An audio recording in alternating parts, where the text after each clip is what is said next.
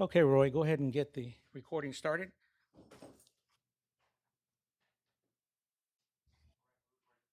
All right, thank you very much. Hello, ladies and gentlemen. I'm sorry, just a couple of minutes late.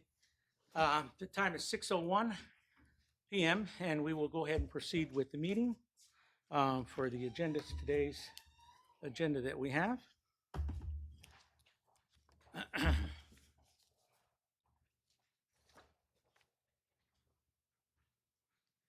All right, notice is hereby given that the above call meeting of the governing body of the city of Balcones Heights, Texas will be held on August 24th, 2026 at 6 p.m. in the Justice Center located at 3300 Hillcrest Drive, Balcones Heights 78201.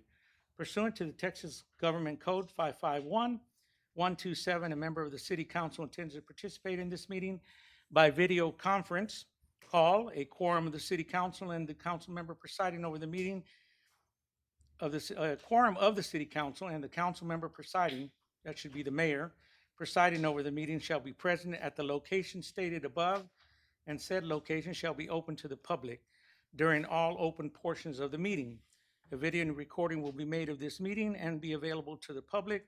They will consider and act upon any lawful subject which may come before said meeting, including among others the following items to be discussed and acted upon.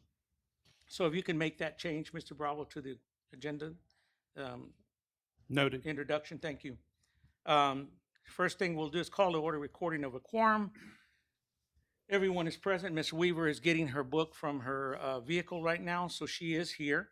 And so we will count her as being here, but she will be counted officially as she takes her seat. So now the second thing is the invocation and pledges of allegiance to the USA and Texas flags. The invocation, Mr. Chaplain, good to see you, sir. How you been? Good. Good, thank you so much. Let us pray. Heavenly Father, we come before you thanking you for this day, thanking you for our time together, Lord. We ask your guidance and your direction in all that we do and say here, your hedge of protection around our council, our first responders, and our citizens, Lord. We thank you. We ask in Jesus' name. Amen. Amen. Pledge to allegiance to the flag. I pledge allegiance to the flag of the United States of America and to the republic for which it stands, one nation, under God, indivisible, with liberty and justice for all. Pledge to the Texas flag. Honor thee, flag. I pledge allegiance to thee, Texas, one state, under God, one and indivisible. Thank you. Thank you, sir. So let's moving right along.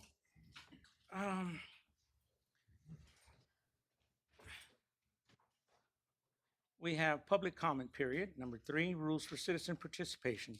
Citizen participation and comments are welcome, subject to the following rules. 1, complete a registration form. 2, direct your comments to the city council, not an employer or the audience. 3, speakers are limited to 3 minutes, but may be given the time of another speaker for a total of 6 minutes, if approved by the city council. In your speaking at the allotted time, no play cards, banner, or any type of signs are permitted in the council member chambers. Your signature indicates that you will adhere to the public comment rules. Citizens may speak on any topic they wish to bring to the attention of the governing body. The council will now deliberate on any item not on the agenda. The council may, 1, make a statement of fact regarding the item number 2. Item 2, state any city policy related to item, or 3, propose placing the item on a future agenda. Citizens who wish to speak on the specific agenda item, when that item is called for the discussion, must indicate which agenda item they wish to address. And I think we need to still, just any disruptive behavior, including shouting, derogatory statements by the council or anybody for that matter, comments may be ruled out of order by the presiding officer. Continuation of this type of behavior could result in a request by the presiding officer that the individual leave the meeting, and if refused, an order of removal will be made by the officer. We will go into the citizens. For the note of the record, Mr. Secretary, our city councilwoman Weaver is here, present, so we can count her officially in the council. go ahead and present with me, what do we have as speakers that are lined up to speak up or would like to Well, we be have heard? presentations first for the National Payroll Week. Okay, In your signature folder, you have the proclamation you need to sign and read. okay. And where do you There's have no that more, for me here? yes. Okay, let's see here under the signature page. Those are former proclamations for the two that you wanted. Okay, perfect. Okay. Thank you. So I can mail them out. Okay, thank you, Mr. Brown. Recognized service, okay, got it. And then, so I will read this proclamation. Do we have a representative here from the National Payroll Week? We do. Come on over. Were you with us last year as well? No, it was another representative? All right, let me approach the. Make sure the volume is good on that. Yeah. Good idea. Hi, thanks for coming. Welcome to our city. So the city of Balcones Heights, Texas, proclamation National Payroll Week, September 7th and the 11th, 2026. Whereas payroll professionals play a vital role in the economic health and stability of our nation by ensuring that employees are paid accurately and on time, taxes are properly withheld and remitted, and compliance with federal, state, and local regulations is maintained. And whereas payroll professionals serve as trusted stewards of sensitive financial information and contribute significantly to the efficient operation of businesses, governmental entities, and organizations throughout the United States. And whereas National Payroll Week was established by the American Payroll Association to celebrate and recognize the dedicated payroll professionals who work diligently behind the scenes and to educate employees about the payroll withholding system, earn wages, and payroll-related responsibilities. And whereas payroll professionals in the city of Balcones Heights demonstrate exceptional commitment, accuracy, integrity, and professionalism in serving city employees and ensuring the proper administration of payroll and related financial functions. And whereas the city of Balcones Heights recognizes the importance of payroll administration and the valuable contributions made by payroll professionals to the success of our municipal operations and the well-being of our workforce. Now therefore, I, Johnny A. Rodriguez Jr., Mayor of the City of Balcones Heights, Texas, on behalf of the City Council, do hereby proclaim September 7th, 11th, 2026 as National Payroll Week in the City of Balcones Heights, Texas, and encourage all residents, businesses, and organizations to recognize and appreciate the important contributions of payroll professionals and the critical role they play in our community and economy. In witness whereof, I have hereunto set my hand and caused the seal of the City of Balcones Heights, Texas, to be affixed to the 24th day of August, 2026. Tell me your name again. Linda Almendares. Ms. Almendares, gracias por estar aquí. Thank you for being here. We welcome you with open arms, and every year we have the opportunity to recognize your organization. It is an honor and a privilege. Thank you. Yes, ma'am. Appreciate it. So I will sign this for you and then bring it over to you so you can have it. Okay.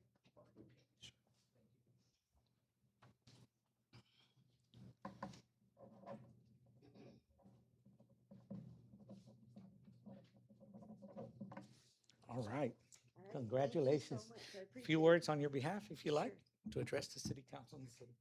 Thank you. I'm sure. Thank you, City of Balcones, Mayor, City Council members. I appreciate your time and effort in proclaiming and celebrating the National Payroll Week. We work really hard to ensure that everyone gets paid correctly and accurately. I am also part of a local government as well, a bigger entity. I actually work for the City of San Antonio, but I'm a representative of Alamo Chapter Payroll Professionals. So I understand how government employees need to be paid and how we need to be aware of city funds and be sure that, you know, we do everything timely and accurately. So I appreciate your participation in this proclamation. Thank you. Thank you, Ms. Almendares. Thank you so much and welcome again. So with that, we had two other recognitions I think we discussed in our last meeting, but just to recap, I'm not going to read the entire document, but recognizing the service and dedication of the former FBI Special Agent Abel Peña, from Public Integrity Section, has resigned from the EDC. And so I wanted to thank him, and we have a recognition for him here as well, for everybody to see, and we will be giving that to him after I sign it. We'll send it to him. And the other person that we recognize is the dedication of Eddie Garcia, who was replaced on the Planning and Zoning Commission as the chairman of that commission, and we also have a certificate for him as well. So we like to thank those two individuals, as we know how difficult it is to get people to be able to devote their time and effort to these boards. So we thank them very much for this, and we look forward to continuing our work. So now we will go ahead and move forward into the next department updates. Go ahead and provide the administration, please. The Community Relations, Mr. Roy Martinez, Community Relations Manager. Mayor, are we skipping over the public comment? What's that? Are we skipping over the public comment? Well, There is no one talking in general, only by specific item. Okay, thank you. okay, thank you for that. I was assuming that Mr. Bravo would let me know if there was something. You did? Okay, Mr. Oh, you Bravo, signed did up you for a sign up? particular item, though. You signed up for a particular item? Oh, it's in general? Okay, can you review that, double check that, Mr. Bravo, and make sure we don't miss anything? And if we have This citizens says that want to number address, 11, public comment. please let them come before. Oh, okay, they're separate. My Please apologies. proceed, Mr. Lamar Gillian.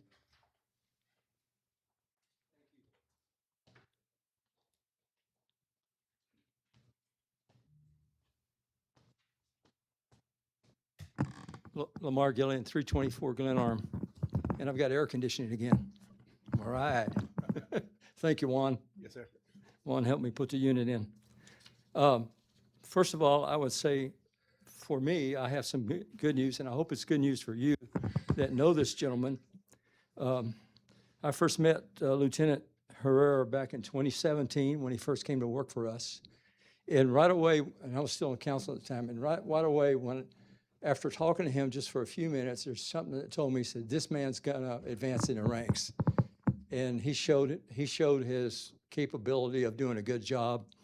And he was recognized with very successful appraisals during his time here. Unfortunately, someone pursued charges against him. And the good news is the DA has reviewed those charges and said that the case will not go forward because it has no merit. And I just talked to him this weekend, and the sad thing about this for me, and I'm sure it is for you too that understand how a black mark can get on your record even without it being true or provable or having your time in court. And that's what happened to this lieutenant. When he was dismissed, he had just bought a brand new house a couple of months before, and he just bought a brand new truck. That's quite a hardship, right? Losing your job.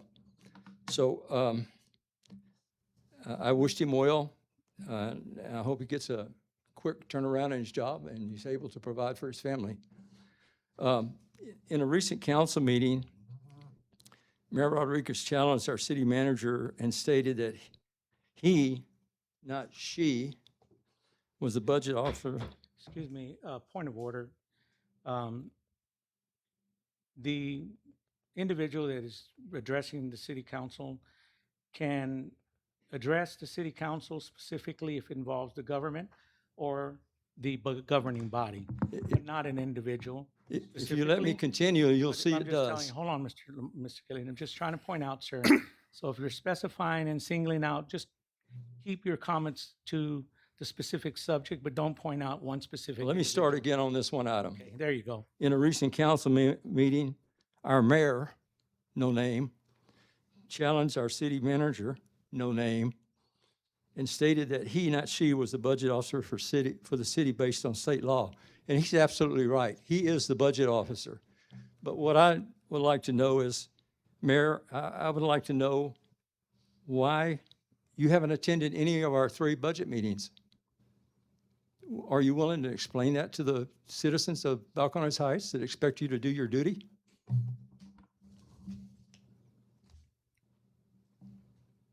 That's what I thought. Thank you. So for the record, by law, we're not required to respond to anybody that comes up to public citizens to be heard and response in any answer whatsoever to them. So all I can say is thank you, Mr. Gillian, for your presentation. Appreciate your input. Okay? So we will now go ahead and, do we have anything else, Mr. Bravo? Anybody else? Okay. Mr. Martinez, proceed. All right, good evening, Mayor, Council. In your packets, you will see your, my department report for the month of August. So our most recent events have been the Balcones Heights Back to School Bash, Hillcrest Reconstruction Town Hall, and our community garden days that we had on the 5th and the 18th. I did want to take this time and thank all of the sponsors and volunteers that we had at our event. We were able to donate backpacks to several hundred students, and there was a lot of donations. It was a very well-attended event. I was expecting a long line at first, but we had a lot of groups come in at a time. So, I mean, we were able to help a lot of residents and a lot of neighbors of the area, so we're very proud that we were able to have such a well-attended and smooth event. And we also had our AMPO Street Skills class last Saturday here at the Justice Center. Again, usually we don't have a lot of residents that show up to the classes that we have. Usually they'll show up to the more fun events, which I understand, I would do too. But we were very impressed to see the amount of residents that came out. We had a great class about street safety when it comes to using your bike, in preparation for the bike lanes that we're gonna have on Gentleman and the shared use path that we're gonna have on Hillcrest. So our residents were able to go away, take home helmets and bike lights, so that way, once they start riding their bikes, they're safe on the streets. We also will be having coffee with first responders on September 19th at 8:30 a.m. at the firehouse. And that's at 111 Outgout Drive, and the flyer will be going out pretty soon to everybody. And we also had our Loteria night we're gonna have our Loteria night on the 18th of September at 6 p.m. here at the Justice Center. So that's already out. We have a flyer by the front door. On your way out, make sure to scan that so you can RSVP. And we have also implemented the comment, complaint, compliments Dropbox form at the front of the Justice Center. We have that form available digitally, but we also have it in paper for anybody that wishes to do it in paper. If there's any concerns, any feedback, any kudos that they might want to give to the council, to the mayor, to the staff, they're more than welcome to fill that out, and we'll address them as needed. I've also, with the support of the police PIO, we're able to tackle the media, the request for comment by the media regarding the 287G in Balcones Heights, and that was a pretty busy time last week doing that. And we also have our future events coming up. We have the Community Fall Garden. We're having it on September 1st, 15th, and 29th. And then there's more events here at the bottom. If anybody has any questions, I can entertain them at this time. Does the council have any questions for Mr. Martinez on his presentation? Anyone have any concerns? Comment? Yes, sir, Mr. Lysia. Yes, I'd just like to reiterate what everything you've said, and just kudos to you and the city staff for putting on the functions that you're doing. The community is coming together. It's vibrant. We see the unity, so keep up what you're doing. Thank you to you and to the entire staff. The citizens of Balcones Heights really appreciate that. Thank you. And we're only expanding. We did add 3 more beds to the community garden, so we are going to expand. So we're only going to keep growing from here. Great. Thank you, Roy. Roy, and in line with what he just said right now, as you well know, we had many staff meetings together, and me promoting a lot of these things and suggesting to keep these things active for the community consistently as part of my agenda administration that I had, and giving something back to the community. So again, I join my colleague here in giving you kudos for that and keeping our community active and continue the work of doing that. Yes, thank you, Thank you, Mayor and sir. Council, for the support. Appreciate it. Thank you very much.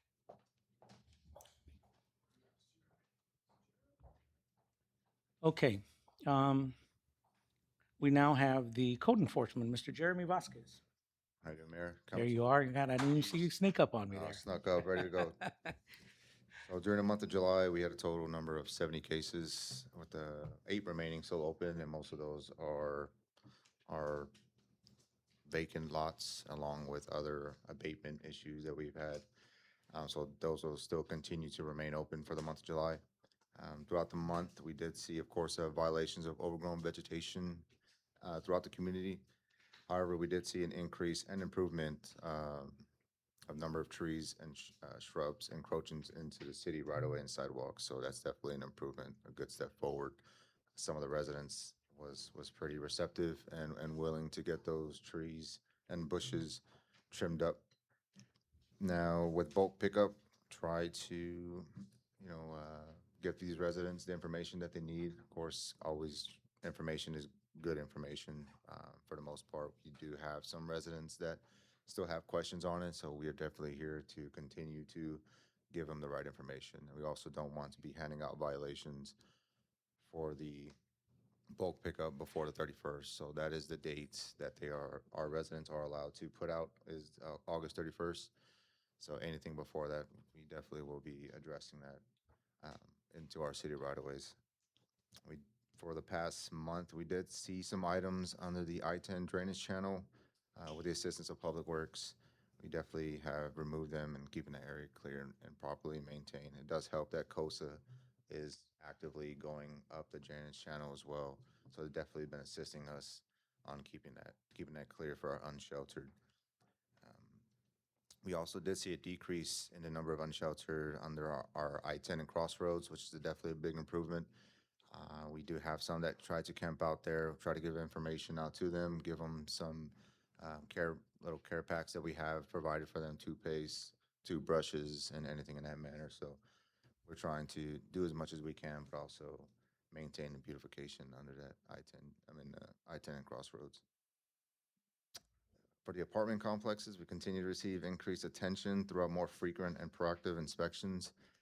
This month, we definitely have been checking the pools. During these inspections, we did find several pools that have been green.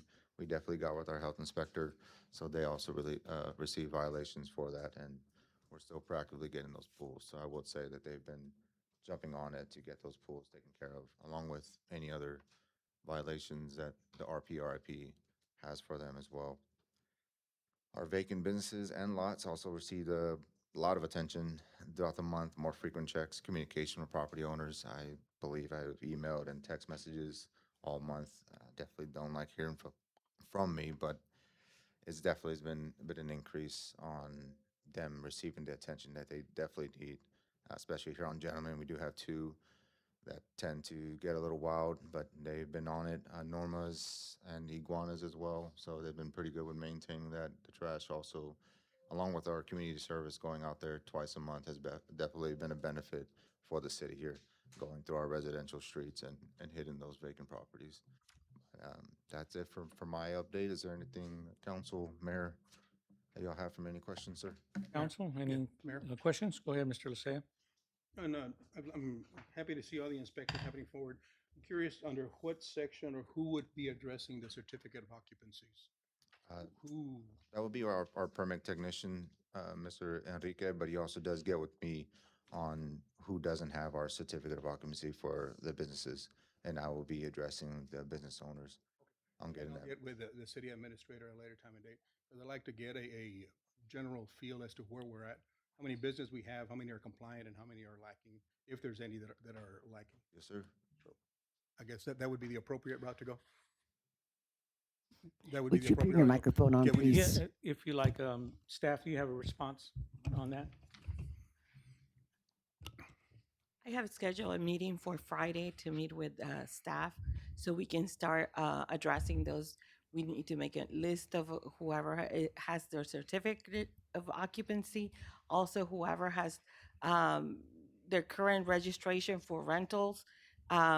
There's another stormwater fees. We need to look at that. So we're going to be addressing all those items at this meeting so we can start getting ready for the new fiscal year.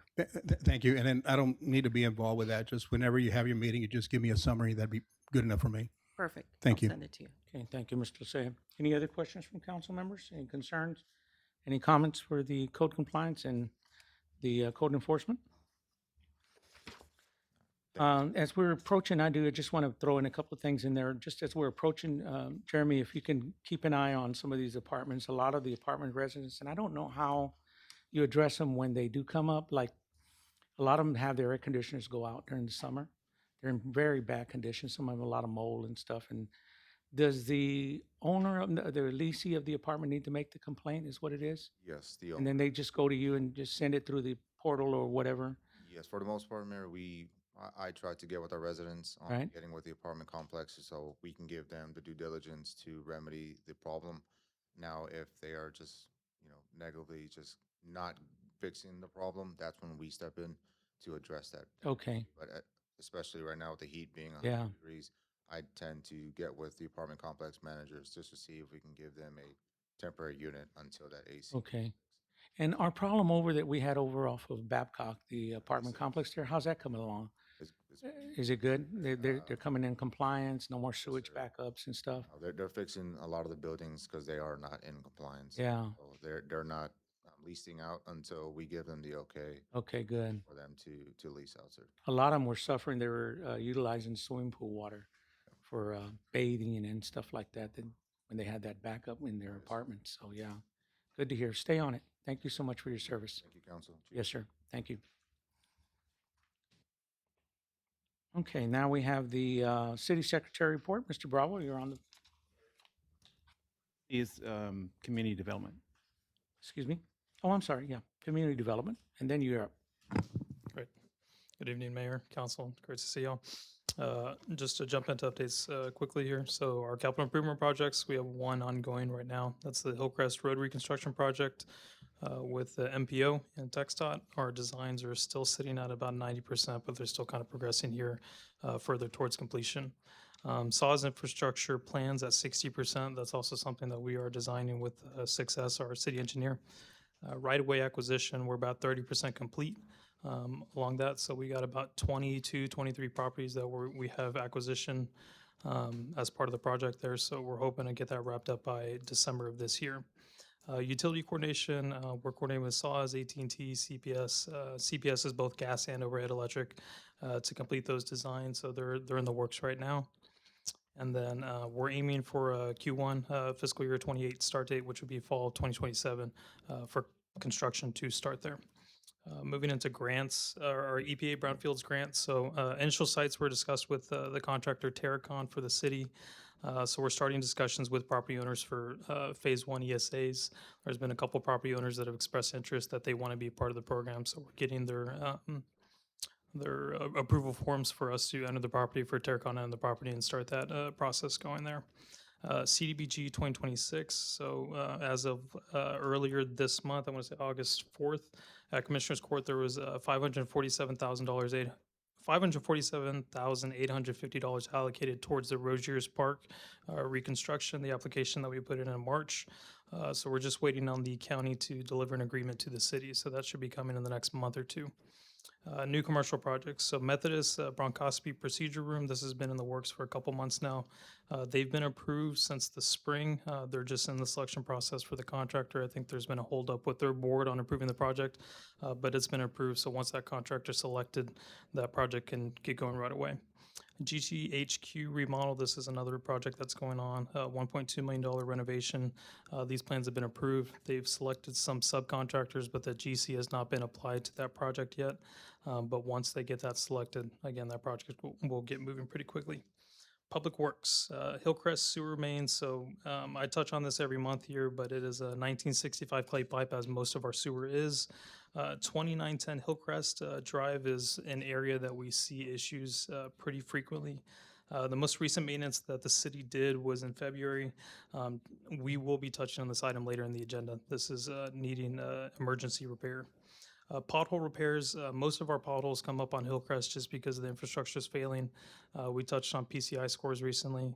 The PCI was, showing as failing or, low scores, 10 years ago when the PCI report came out about. So every 4 to 8 weeks, we're refilling potholes. We're making sure that that's kind of taken care of as it comes up. That way there's no accidents, there's no car damage, anything like that.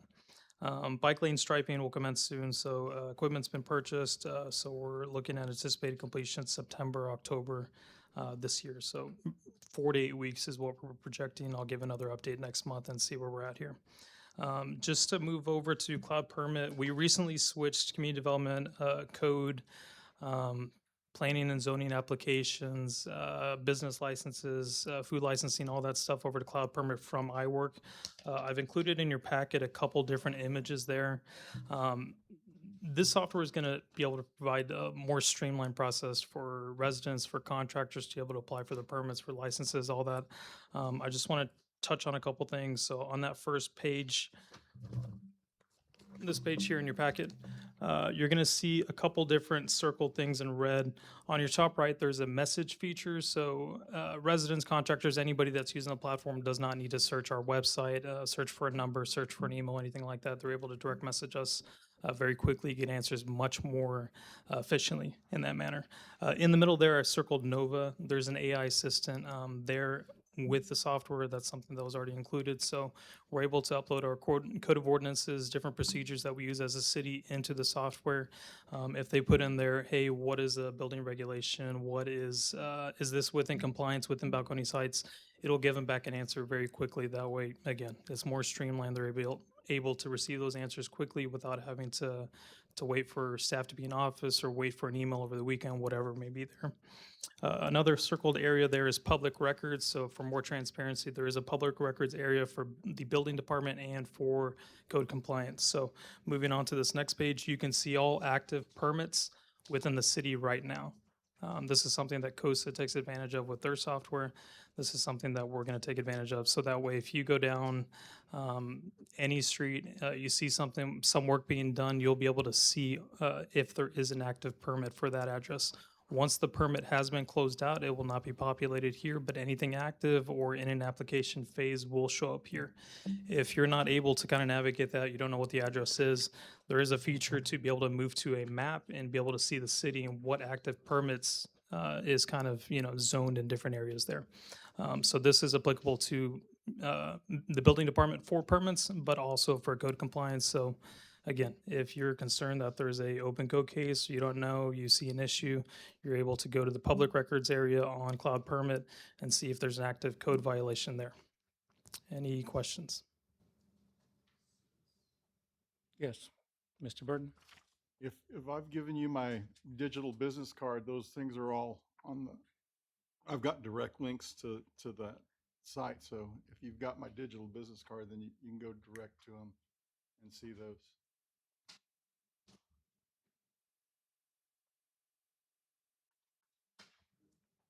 Great. That it? Yeah. Yes, Mr. Lysia, go ahead. Thank you, sir. This was a long time coming. I know talked to the previous administration about getting this as a contractor, constantly deal with all municipalities. Thank you you guys for doing this. It's a step forward and it's really going to help our contractors and our residents. So keep it up, keep it up, keep it up. Thank you. Great, thank you. Great. Nick, real quick, I just want to put something on the record that, I'm sure you had a chance to review it. Ms. Hernandez replied on your behalf, but I want citizens to be able to understand the purpose of what I'm trying to accomplish in the economic development plan that I am trying to implement on both fronts, on the commercial side and on the residential side. So in one of those, and I'm sure you had a chance to review it, and later I'd like to see it. I thought it was going to be on this agenda. Ms. Hernandez had said it was going to be on this agenda, but she didn't place it on there. But I wrote you a note and I said, as part of our ongoing commitment to improving the quality of life for our residents and strengthening the long-term economic future of Balcones Heights, I'm directing the Community Development Department to prioritize and expand efforts to improve the appearance, condition, and overall desirability of our residential neighborhoods. As part of our, over the past several years, I've consistently emphasized that the future redevelopment of the Wonderland of the Americas property cannot be viewed as an isolated project. The success of this transformational redevelopment requires a comprehensive citywide strategy that includes meaningful investment and improvement in our surrounding residential areas. Residential revitalization and commercial redevelopment are complementary initiatives that should advance simultaneously, each reinforcing the success of the other. A successful redevelopment strategy must recognize that the condition of our neighborhoods, housing stock, property maintenance standards, and overall community appearance directly influence economic investment decisions. Prospective developers, investors, businesses, and future residents evaluate the entire community when determining whether to invest. Therefore, improving our residential area is not simply a beautification effort, it's a strategic economic development initiative necessary to enhance property values, encourage reinvestment, strengthen our community profile, and position Balcones Heights for future growth. And then I went on to give you some ideas in the neighborhood assessment and prioritization, how you should conduct a comprehensive review of residential areas to identify aging housing stock requiring improvement or rehabilitation. The assessment, then I went on to say, should establish certain recommendations, property maintenance and code compliance strategies, residential beautification and community pride initiatives, in the cleanup efforts, housing and investment and redevelopment opportunities. And the reason I brought this up is I want to keep it fresh in your mind, to not necessarily come before right now and say, I've got a plan, and because Maria did answer on your behalf and said she would put it on the agenda, but just basically to get in that frame of mind, because the efforts and the achievements that we have made in the Economic Development Corporation have been significant. And as a result of that, it requires a two-prong effort in order for us to be strategically successful, for us to attract businesses into the community. And in order to do that, we have to raise our per capita income in the community. And by bringing the per capita income, it will help establish people that come into our city with a new affluent income bracket. And then when the income bracket comes in, the economic development starts attracting, because they want those type of affluent buyers. So in order for the city to change its makeup, and in order for us to ever become one of those, everybody calls Alamo Heights and these other communities and McKinney and all that, is we have to get people to start reinvesting in the restructuring of housing. The ones that are just sitting there in properties that are by themselves, so that we can get these housing developers to come in and say, there's a lot. I can pick it up for X amount of dollars. Let me build a brand new home on here. That brings our property tax base up, you see? So then it helps us on the economic development as well. So just keep that in mind and keep up the good work, and thank you very much. I just thought I'd throw that out. Yeah, so I'll talk to Maria about getting that on the agenda for next month.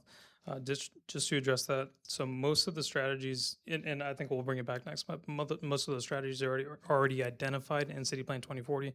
So whether it's code enforcement, whether it's economic redevelopment, infill development, right, residential redevelopment, increasing of property values, right? So all of that is already established in the city plan that was adopted in 2023, but I'll kind of bring those in next month and then kind of identify what gaps, from the email that you said. So that way we can see where we need to fill in there.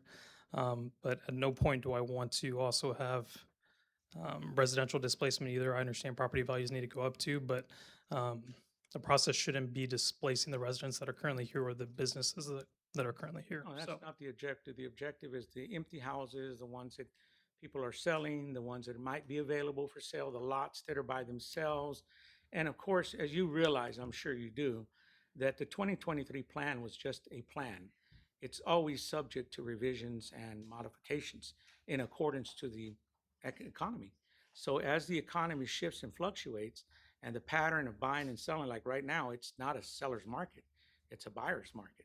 So we need to start focusing our efforts to, make sure we stay focused, so that when those opportunities are there, the city has in place a plan so that it doesn't get bogged down in bureaucracy and permitting and all that stuff that usually shies the investor away. What we want to do is make it easy for them to come in, to bring their money and reinvest into the community, so it brings up the economy for us. okay, Thank you so much. thank you. Uh-huh. So now we will have Mr. Bravo. You are up. Good evening, everyone. In my report this month, I put the Just For Ya, that is our portal for open records. We have done 72 public information requests since May. Some of these very complicated. They come in and they can either self-assign or I assign them. And we worked very hard to get an average of 3.93 days turnaround for those. That's a kudo to the staff because we have 10 days to respond. So we've done very well with the influx of those. I think there's a lot of that is because of other cities wanting to have information about budgets or salaries or that sort, because they're doing their own budgets. So a lot of requests have come in. We continue with our training on September 4th and 9th. We'll have First Amendment and Sovereign Citizen training. This is from TML. It will be here at the Justice Center. I think I invited all of you to attend if you want to attend. That will happen at September 4th at 1 o'clock upstairs, and then September 9th at 1 o'clock. In the court, you can see the total cases filled. These are the items that are involved and put together for that run rate. Traffic, state law, city ordinance, and parking. I pulled out traffic because that's the driver for this. You can see that the run rates are almost mirrored with each other. So the traffic really is driving this, this run rate. So, any questions? Any questions from council or concerns from the city council? I hope to see you on the 4th or the 9th. Okay, great. Joe, have we, out of this, you said there were 78 PIAs? 72. 72. Out of those PIAs, do you have them broken down by departments or by persons or by subject? They're, Can you tell us what those are? they're all the different departments that are in the city, so it would be finance. How many for finance have you had? Finance takes the bulk of them. I would have to pull the numbers. I can get that to you. Can you do that for me, please? Yes. Give me the numbers of how many through Of each. finance, how many, if it's police, how many through fire, how many through, your department, how many through HR. the city, all that, All that. by department. Okay, And by I can do that subject. for you. Okay, thank you so much. Mayor, I Yes, guess, Mr. Lysia. to minimize, I guess if we can do that as part of the monthly report, that way we don't, if once he establishes that pattern, it'll just print out along with the report. I appreciate that, yeah, but I'd still like to have it if you can. Yeah, sure. Yeah, that'd be good, Mr. Lysia, thank you. Thank y'all. Uh-huh. Okay, now we have the police department updates and the reports. I'm next. Oh, where am I at? Oh, city administrator, I skipped that. I am so sorry. I'm so Second eager to time. get this going. City administrator, Maria Hernandez, city administrator, go ahead. Okay, Thanks for on bringing it August up. 4th, I attended the Commissioners Court meeting downtown because they were gonna be voting on the CBDG grant. I was there in case they needed more information, but they decided to approve the grant right away, so there was no need for me to answer questions. Right now, I'm working on the health insurance. We're changing providers. We're changing our what is it called? The broker that handles our insurance. We're getting away from having a broker, which going straight to the health insurance to save some money. I participated in the back to school bash. Thank you, Roy, for that. It was a very good event. And thank you for the police association, fire association. They were there distributing items. And thank you to the council members who attended and helped us work the booth. It was a good crowd. I attended a meeting with Commissioner Justin Rodriguez earlier in the month. We're trying to have an agreement to have animal control with Bexar County. Also, we're trying to get Bibliotech come to the city. They've been trying to do it for several years, but it hasn't happened. So hopefully this time we will be able to bring it at the community center. Also, I attended a meeting with Terracon, the engineers handling our brownfield grant. We're moving along now. We selected a few places that need to be addressed, and we continue to work with them on that. And that's basically it. I attended the Ample Street training class and received my free helmet, so I'll have now a helmet to ride with my bike. Thank you. Council, do you have any questions or any concerns? May I that be you'd like to address? recognized? Yes, Ms. Weaver. Mr. Hernandez, is there any way you could print up a little sub-summary of everything you just said? Everybody else did for the book, but you didn't, I mean, we just have to listen to you. I can print it if that's something required by the entire council. Right now, I feel that it's not prudent to do that since we're in litigation. So in other words, anything you do, we don't have to put it in our book. What do you mean? Like, you know, all the things that you've accomplished. Oh, I can tell You you. know, I'd like to and- have them in the book so when you present yourself, I can have, if I have to Yeah, ask a question. we can add it to the next agenda to see if that's what the council requires me to do. Well, she's asking you directly if you can do that for I'm her. asking- So please, what I'm just saying take care is- of it for her. Just make sure she gets done. And just respond to her request. Ms. Hernandez, please. Does the council require everybody on this list to come in and that comes and speaks? Okay, It's not a requirement. it's not a requirement for them either? No. Okay. So in other words, it's, everybody else can put their stuff in, but you can't. You don't have to. They don't have to. Nobody has to. Nobody has to. So what was your question? Then what are Ms. we gonna do Ms. if we Weaver, don't? What was your question again? All the things that she's accomplished and all the things that she's Okay, done, uh-huh. I wanted her to print it out like every other people do to submit it Right. to our meetings, to our Right. minutes, so that we would know in advance what she's accomplished in case we have a question that we wanted to ask you about it.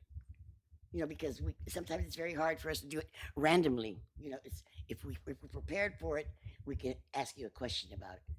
That's all I'm saying. I'm just for my own personal. I didn't know if the council cares about what goes on, or they all pretty much already know, but I don't. I just read what's in the book. Mhm. So, and if it's not here, then it just I just listen to you and oh wow, she did a lot of things, and I can't write as fast as you talk, so it's sort of like. It's in the video, but like I said, right now, since I feel like everything comes out of my mouth goes to the lawsuit that we're pending, it Excuse seems like me, that does not have anything to do with what I'm asking. I'm asking you for information. The lawsuit is not about anything that goes on in this court, in this city council. The lawsuit is about something totally different. It's not about all the complaints. It's not about anything else. It's about something totally different. So You're don't bring the absolutely correct. lawsuit into this again, please. It's You're not about what you say. It's not about what anybody says. It's about what has been done. You're absolutely correct, Ms. Weaver. Mayor. What you're saying, excuse me, sir. So, So- if you're upset with my request, don't do it if you don't want to do it. That's all I can say. Is that I requested you. If you don't want to do it, that's fine. I'm not upset about your request. Okay, so Ms. Hernandez, when we hired you, and I was in that meeting, you promised that you would provide weekly reports to the council. Everyone in the council was present when you said that. To date, since your hire, we've never had one weekly report from you. Now, the other city administrator we had, the one before that, it was customary and it was required as part of their job description and part of their job requirement is to provide weekly updates as to what you were up to, what meetings you've gone to. And even in the council policy, it states that when you travel, you have to ask for permission from the mayor in order to get permission and to notify the mayor before you go out on out-of-town travel or anything like that. And so all she's asking for is just a little bit more transparency on your role. We don't know what you do. I'm not here at City Hall to oversee you. I'm not, there's no oversight over you at all. And so we don't know until we come to this meeting. And then we learn basically what you tell us. And we just have to depend of what you're saying to determine if it's, the veracity of it or not. Not that we say we don't believe you, but we need to have something. And I think that would be a good practice for you to start doing what you said you were going to do when we hired you. And that was provide the weekly updates to us. And so that would be nice if you could do that. And I think that would appease Ms. Weaver and the citizens as well. She would be able to respond to any questions she has from any constituent during the week and right away be able to say something. So just kindly, if you can. Mr. Lisea, you wanted to say something? Yes, Somebody else I wanted before to that? just Mr. mention I'll let you go to speak first and then let him Ms. go. Hernandez that despite of everything that was said, in my opinion, your services are beyond the expectation of what the city was asking for. Keep doing what you're doing. If it calls for a little piece of paper, if it involves litigation or there's a possibility of litigation involvement, I agree with you. Check with the legal team, make sure that we don't violate anything and we don't open ourselves to any possibility. Ms. Weaver, I understand your position, but you also need to understand our position or the position of the city and the council. We can all want what we want, but if there's a legal obligation, legal restriction, we must abide by that. Thank you. Okay. Mr. Ebersol, and I'll comment on Mr. Lissay in just a minute to clarify. I think what because you're he's not doing is correct in great. his And assessment. like some of the grants and stuff you're working on, they go by so fast.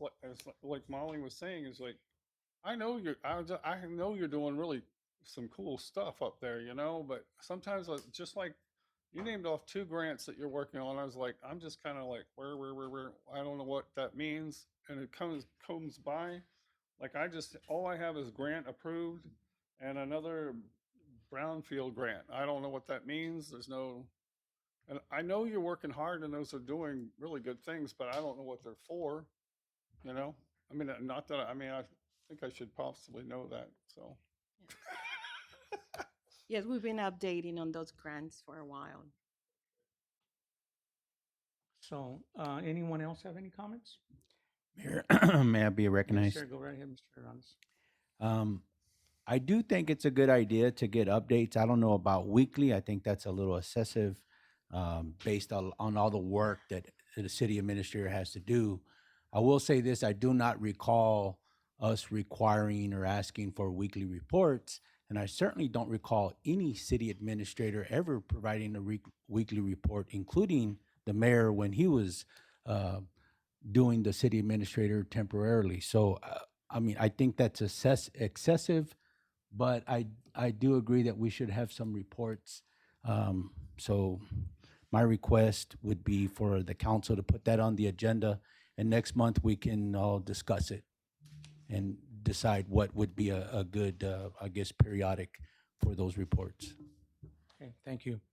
So just for the record, nobody is getting after you or anything like that. It sounds to me from the entire council's input that they just want information and transparency. They want to be kept abreast, the members that I heard right now. And for the record, Mr. Hernandez, I'll have Mr. Bravo go back on the minutes. When Ms. Hernandez was hired during her interview in the executive session, it's going to be in there, sir, where we discussed it. And I asked her directly, and she said she would be providing weekly reports. And Mr. Perales was providing weekly reports because you didn't know, Mr. Hernandez, you weren't on council yet or part of the council meetings.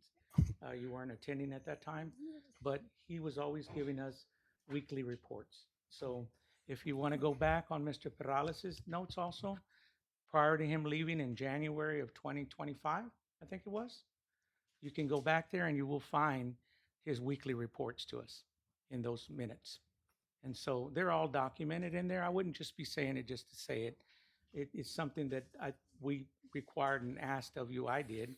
And you said, no problem, Mayor. I will provide that information to the council. So week, 2 weeks, whatever it is, just make it reasonable to where if you are overburdening your job, then we need to start looking for an assistant city administrator to start taking over some of the duties that you're overburdened with. And so that may be something else we need to be considering in a council meeting as well. So thank you, council, for all your input. Mr. Licea? Yes. This is your second time, so go right ahead, sir. Thank you. We I have two attempts. think that'll make us about even. Yes, sir. Anyway, All you do is but you get again, just, Mr. Licea, hold on. if I just want to make Mr. Licea, sure excuse me. that if there is any legal things that we have to abide by, that we do that. And then we'll just move forward with that. Mr. Licea, please don't ignore me when I'm talking to you. Just what it's going to say. The rules that we have, remember, is I'm just reminding you, it's 2 times every council member, and that's it. So that we don't prolong it too long, okay? I understand that. Okay. When you say 2 times per council member, does that include the mayor or does that exclude the That mayor? includes all of us, you know, Okay. pretty much. So, And I'm going to try to hear the same thing as well. okay, thank you. Okay. And I think that'll help us all Okay. quite a bit. Yes. Thank you. Just next time when I'm talking to you, please don't ignore. Okay? Thank you, sir, very much for your cooperation. Mayor, if I could, Yes, Only because it was referenced that some of this information may have been from closed session. And just a reminder, we can't disclose closed session information without an Right. actual vote from the council. but So, the dissemination to the council is okay. So you can give it to the council members. right, so To show them proof again, that it did just exist. a reminder to everybody, don't disclose, if you get Yeah, that, don't disclose It's it. executive session You actually privilege. have to have a vote coming from the dais to disclose. Thank you. Okay, so not spending any more time on that, let's go ahead and move on. In the agenda, does anybody have any more comments or concerns on the city administrative portion? Okay, moving along. We now have the police department update and reports. Go right ahead. Chief? Thank you, Mr. Mayor. So for the police department, we have the monthly patrol statistics for July 2026. Offense reports were 55, assignment incident reports were 52, crash reports were 8, undispatched, or rather dispatched calls for service. We have a total calls for service of 2,887 calls. Of those, 2,913 were police. Traffic stops were a total stops 729, 470 total citations. Total warnings were 560, and then 20 total CTWs, which are criminal trespass warnings. We also show a neighborhood canvas, neighborhood checks that the officers do monthly, and during the month of July, that was 508.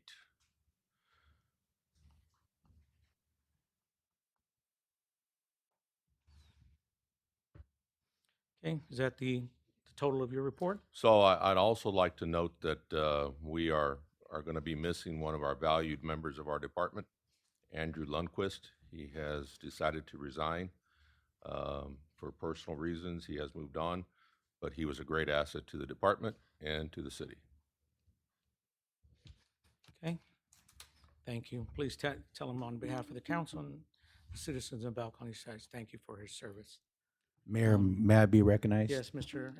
Hernandez, go right ahead. Can you update us on the grant that you were talking about? I know that things have changed on the for hiring personnel. So initially, we were looking at a COPS grant. I think we discussed that last city council session. When we started to put in the numbers for that grant, it was not favorable for the city. So we decided not to move forward with that because it was going to be too expensive for the city in the interim and in the long run. We did our research and we came across another grant that's called the Biden Grant. That grant is 100% grant-funded positions, and it can be used for officer salaries and for equipment for the department. So we are currently in the process of putting in for that grant, and if we do get it, it'll be a great benefit to the city of Balcones Heights. Those positions will be grant-funded positions at 100% without any match. Thank you. Yes, sir. Any other questions for the chief? May I be recognized? Yes, ma'am, go right ahead. Sir, I'm ignorant, I'm sorry, but No, what ma'am. are neighborhood checks? So neighborhood checks are where the officers patrol through the residential neighborhood throughout the month of well, in this case, July. I'm sorry, what does that mean? They Patrol. go to the house and knock on the door and say, how No, are ma'am. you? Or No, they ma'am. just drive by and, Just driving through the neighborhood showing police presence. so, okay. But they don't document it. They just, They're all what they should be doing is checking in with dispatch saying they're doing a patrol through the neighborhood. so we could ask for a report. So there should be documentation if they call the dispatcher. Well, like you said, if I wanted to know which 508 checks were done, that they could give me a report. Possibly could, yes, ma'am. Okay.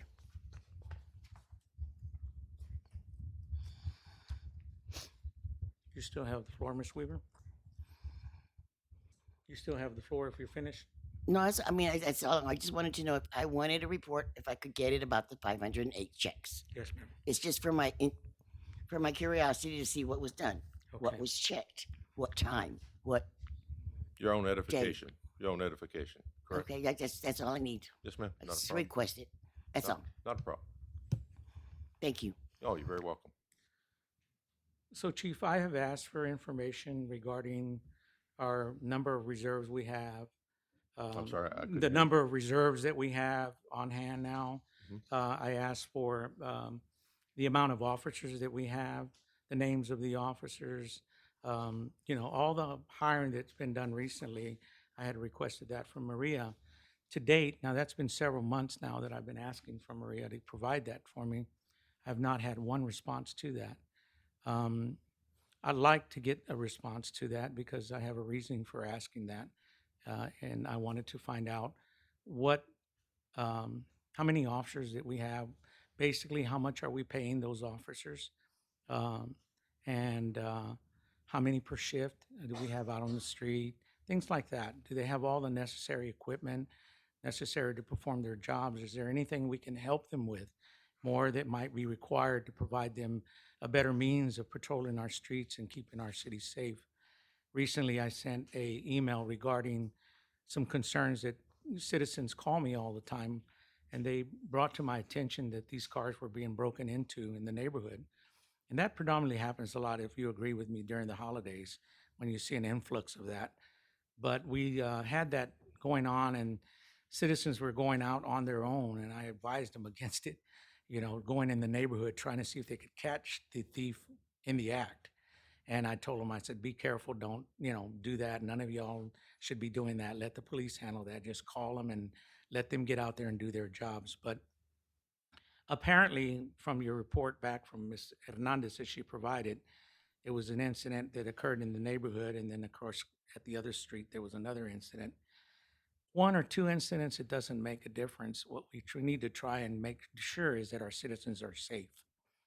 And when we retained your services to come on board, that was one of the things, and I'm glad to hear that on these updates and reports, we're seeing a spike in activity. The officers are out there, when I refer to that, patrol activities. They're out there working, they're out there engaging the public. I like to just see more in the neighborhood, obviously. And it's difficult, I understand, because some of the officers are on calls. They're constantly being kept with the mall and other, 911 calls and all that. So please convey to the officers on my behalf that I thank them for their service, and I thank them for keeping our city safe, and to continue the efforts to do so. Very good, sir. Okay, thank you. Now, if there's nothing else, anybody else? Mr. Burton? Can I get an update on Mark 43? So Mark 43 is on track. We have weekly meetings with Mark 43 via Teams. We have recently received clearance from the state, from DPS, from CJIS to be able to have the interfaces set up. So that was a great accomplishment. My kudos to my Assistant Chief Nelms and to my dispatch supervisor who worked tirelessly on that. You're talking about policemen and a dispatcher who are not IT, but they did a tremendous job in getting that accomplished. Mark 43 is going to be a blessing to the city and to the police department. But we are scheduled for implementation. I think it's September 23rd.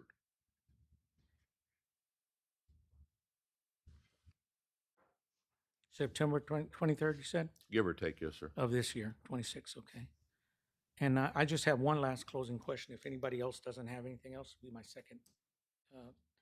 And that is, Chief, have there been any problems in the department within interdepartmental officers?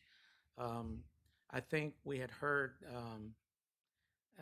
during the budget hearing that I reviewed that there were some, not only PIA requests, but I think there was a concern. I'm sorry, you broke out there. I What? think there was some concern within the department that there were some grievances, I think, that were filed in our department, police department. Is that correct?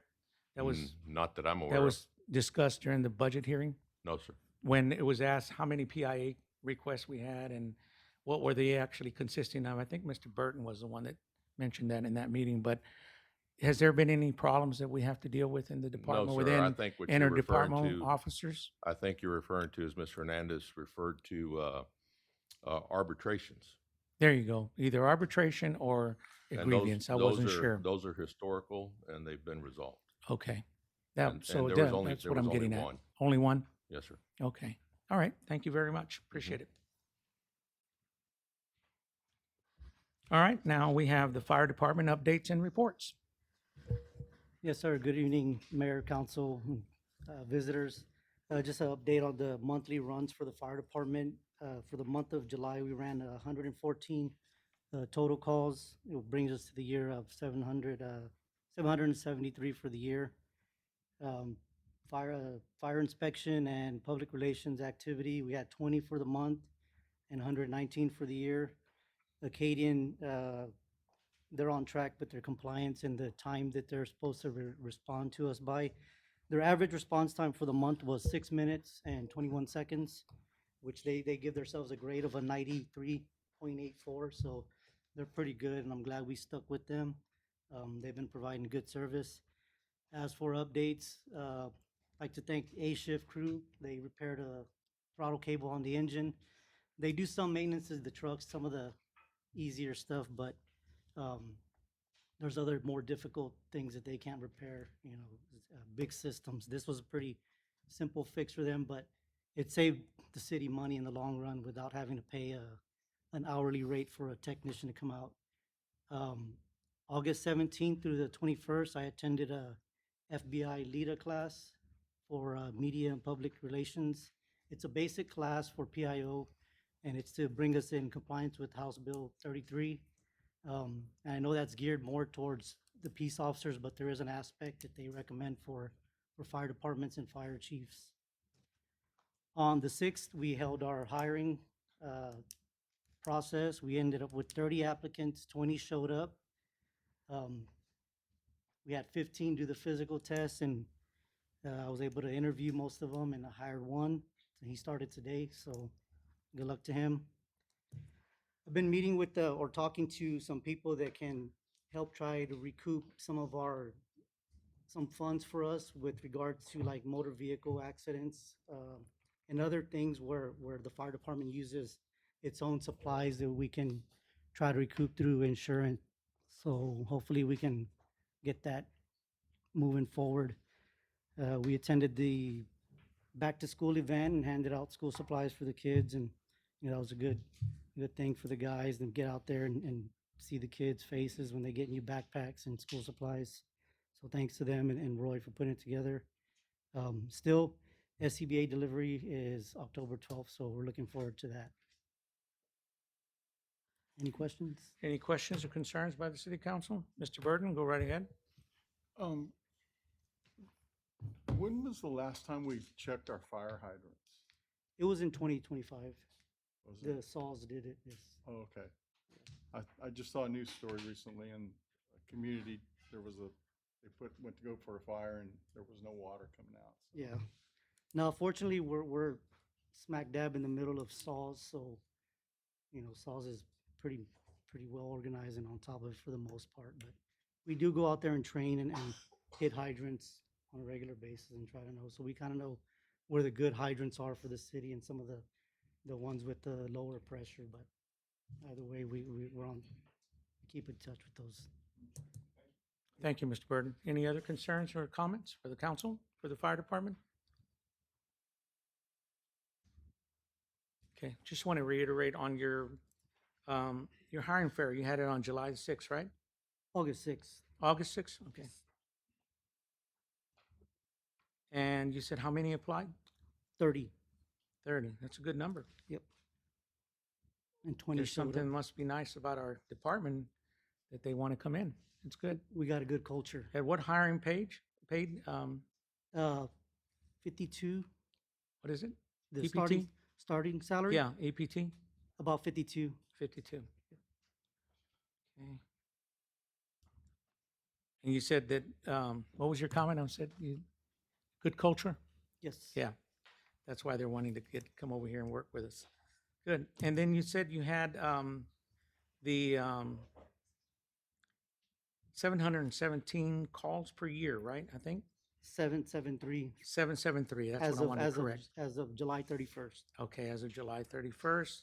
And then you had 119 something It's a certificate of occupancies, plan reviews, CFOs? Okay, business expenses, inspections, and public education activities. okay, so 119 there. For the Okay, year. great. Thank you, Mr. Marroquin. I just wanted to clarify and correct my numbers. Anything else? Okay, moving on. We're going now into the consent agenda items. These items may be acted upon in a single motion. No separate discussion or action on these items will be held until requested by a council member. Public comment on these items may be heard during the public comment period. However, that does not mean the item will be considered outside of the consent agenda. We have the approval of the minutes, 7/27/26 council meeting, and the 8/17/26 special budget meeting, approval of the finance report. Council, how would you like to proceed? Any questions? Any concerns? Mayor, Yes, go I'd right like to ahead, make Mr. a Hernandez. motion to approve the consent items as stated. Okay. A motion has been made by Councilmember Hernandez to approve. Do we have a second to that motion? I'll second. Okay, and that's who? Mr. Burton? Is that correct, sir? Yes, sir. Okay. Mr. Burton has seconded that motion. Now I'll go ahead and call for any further discussions, any questions, any concerns, any itemizations on any of the budget items, or rather on the items. Go Mayor, ahead, Mr. may I be Hernandez. recognized? Yes, sir. I have a question for Maria on the paid invoices. I noticed we paid for several parcels. Is that part of the Hillcrest Acquisition, yes. sir. acquisition? Mhm. So one of my questions on page 2, parcel 3, 13,000, that was a pretty significant jump. And then parcel 5, 48,000, parcel 10, 30,000. Which properties are those?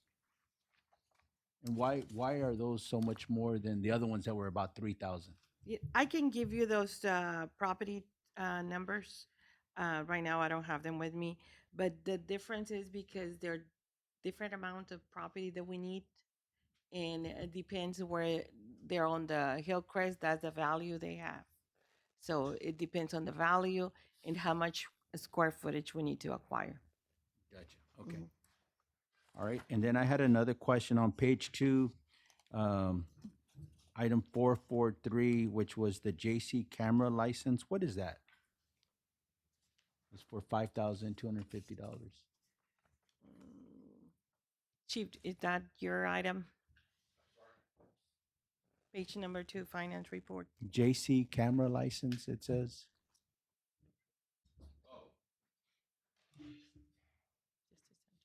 The JC camera licenses are licenses that are licensed through our camera system.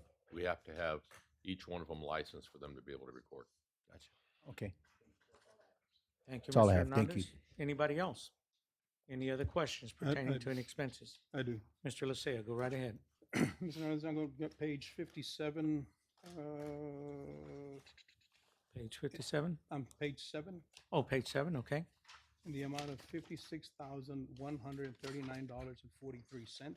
Okay. Can you provide some insight into that? That is the investigation by the attorneys that were investigating on the complaint from the employees. That's the last one, the one that we discussed last month. Yes, sir. Okay, is this final payment or is this total or is this That's just? a total. There's So- a total payment. So the total investigation, we paid 56,000. Yes, sir. Okay. Wow. And this was, I'm sorry, I just got here a couple of months ago, so I want to make sure that I'm asking the right questions. Mhm. What was this investigation for? That is all the complaints that the employees submitted, the present employees, former employees, all the complaints against the mayor. Oh, okay. Okay, thank you.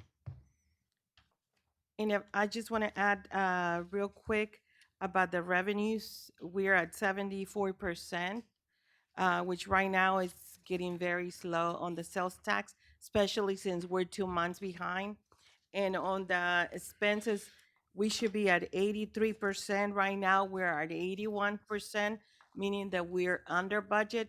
No time our budget has gone over budget, so we're still 2% below budget.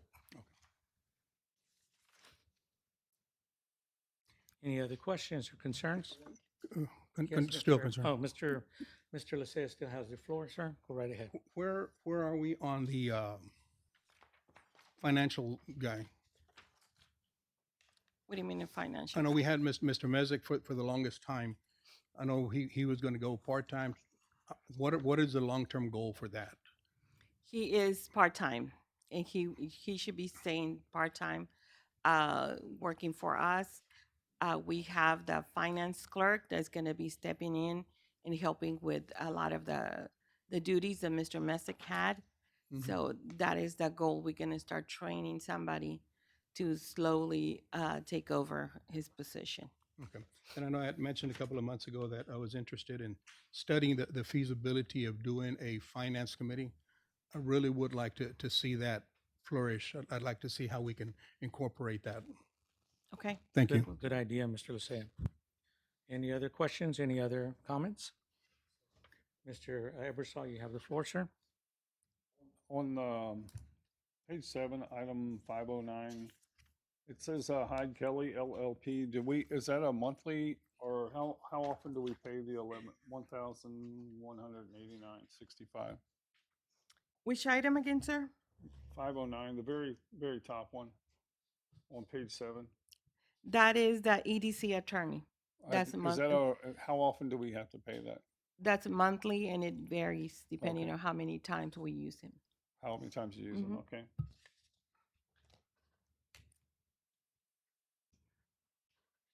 Anything else, Mr. Ebersol? Okay, Ms. Weaver? Yes, ma'am. You don't go right ahead. Okay, on page 4, there's credit card charges. What are those involved? It's 15,360. Yeah, that is all the departments, everybody that has a credit card that purchase items or goes to training, things like that, whatever is charged on the credit card, it's paid. But who has these credit cards? Department heads and the mayor. Pardon? Department heads Just the department and the mayor. heads? The mayor has a credit card too. Oh, yeah. Okay, and then you say you did the investigation fees. I saw lawyers. Where was that page? That was page 7, if I'm not mistaken. Was that page 7? I think it was page 7 Mr. Lysia referred to. Yes, page 7. What?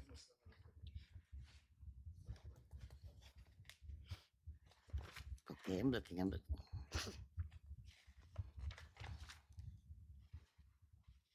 Okay. You already said the legal services, though. But you put the legal services, already asked her that question. What's that, Ms. Weaver? Never mind, I can't find it again. Yeah, take your time. You got a little time. Oh, it's okay. I would afford that to each council member.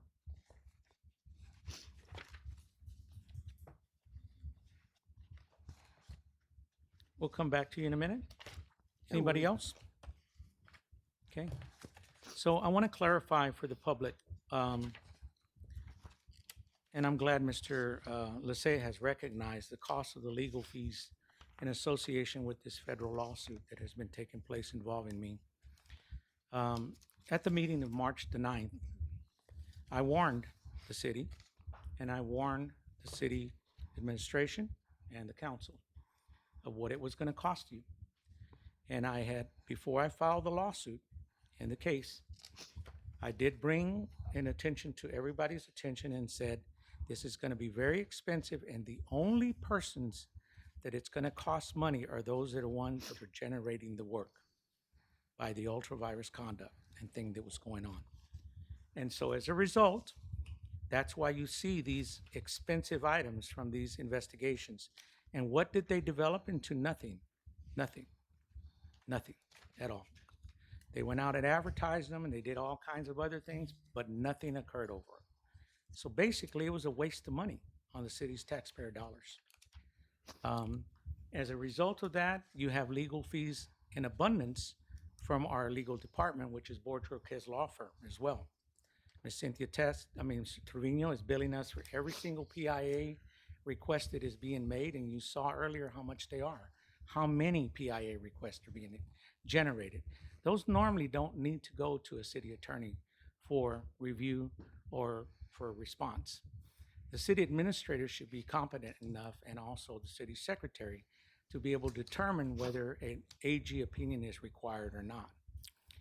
And in those things, every single time an attorney touches a document, makes a phone call, responds to any member of the city council that calls them randomly or on their own without any authorization or any oversight, it is a bill to the city.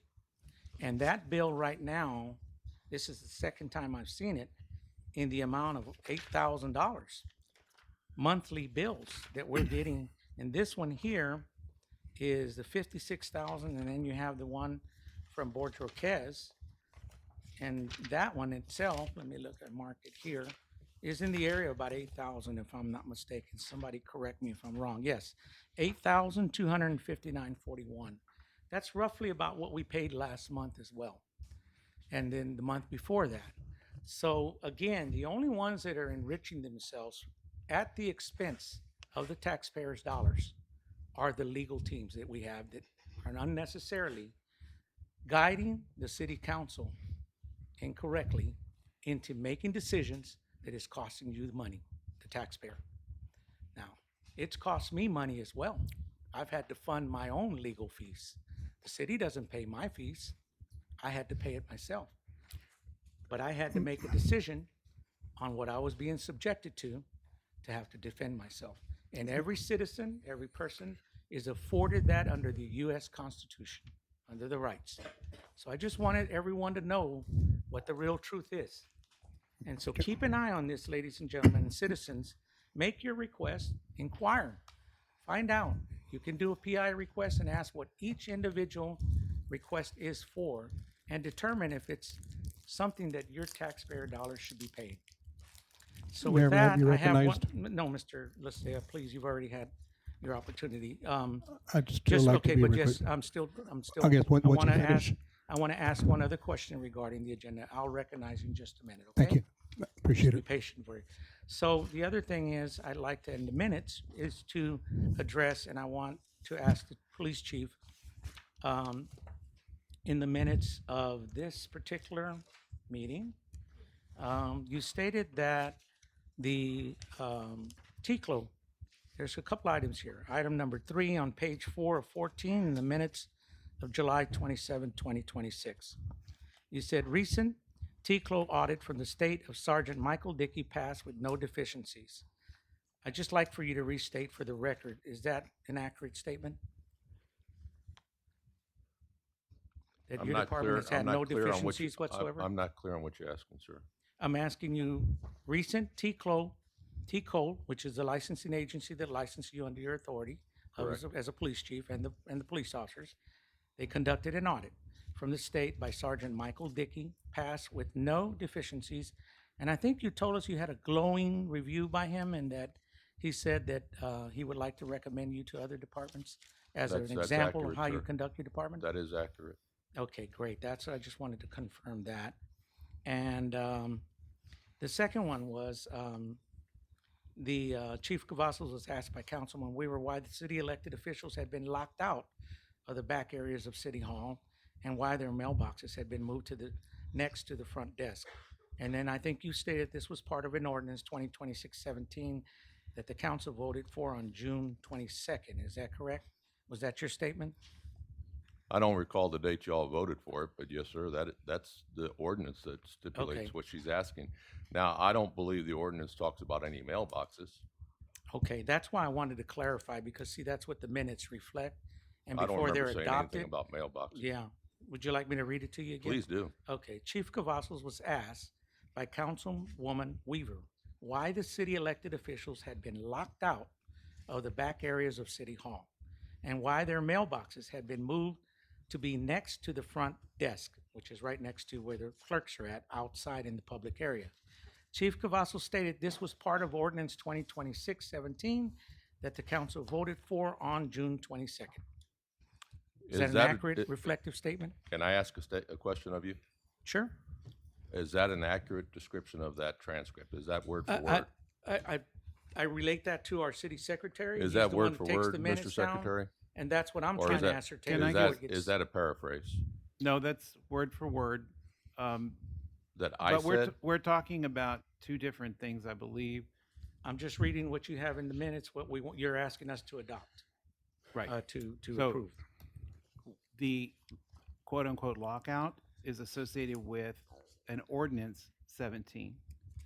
I believe at the meeting, Councilwoman Weaver was asking about the resolution 2026-17R. And so I think the chief was just clarifying that it was not part of the resolution, it was part of the ordinance. Okay, so then it is a true reflective statement that you made, Chief? I don't know if you all are if capturing that correctly. The only thing I recall saying, sir, is that 2026-17 locked the building down. That's all I Lock the recall building saying. down. Okay, so then this statement is not a true, accurate statement. We're gonna have to go back and reflect and get that correct in order for us to. But may I ask why you're asking? Because I'm the presiding chair and I'm reviewing Okay. the minutes for adoption. That's what we're supposed to do. Okay. I don't understand why that question would even be asked. Before Because we approve it anything appears, on this. it appears that Point you're of trying to order. conduct, Yes. that you're There's trying been to a point of conduct order a that's been made. What interrogation. is your point of order so the chair can rule on your point of order? Point of order is we're going out from the context and it's going into personal attacks. So I'd like to stay on task and get away and refrain from personal attacks. I believe Okay. this is the second one you So, committed. your point of order, the presiding chair has ruled that your point of order is not within the standards of what you're asking for. So we're not recognizing your point of order. Nobody's insulting. Nobody's doing anything wrong here. I'm reading directly from the minutes. What's wrong with that? What is wrong with that? Yeah, we're supposed to approve an accurate Right, reflection but you're of the not minutes. supposed to say, and you're not supposed to challenge the competency of staff. Didn't You- say that. Yes, you did.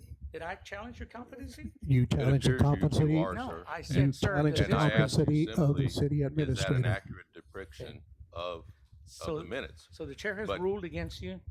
You no longer can speak. Go ahead. I Mike? asked you simply, is that an accurate depiction of the minutes, because I don't recall saying that. Okay, so that's all I was trying to do, is get an accurate reflection, whether this is a true statement that you said or not, that's all. I'm Again, not I don't questioning your recall accuracy May I making please that be- or statement. competency, okay? I don't recall making that statement, sir. Okay, so then Mr. Bravo will make the reflection and go back and correct, and then we can adopt correctly whether we're gonna adopt these minutes or not.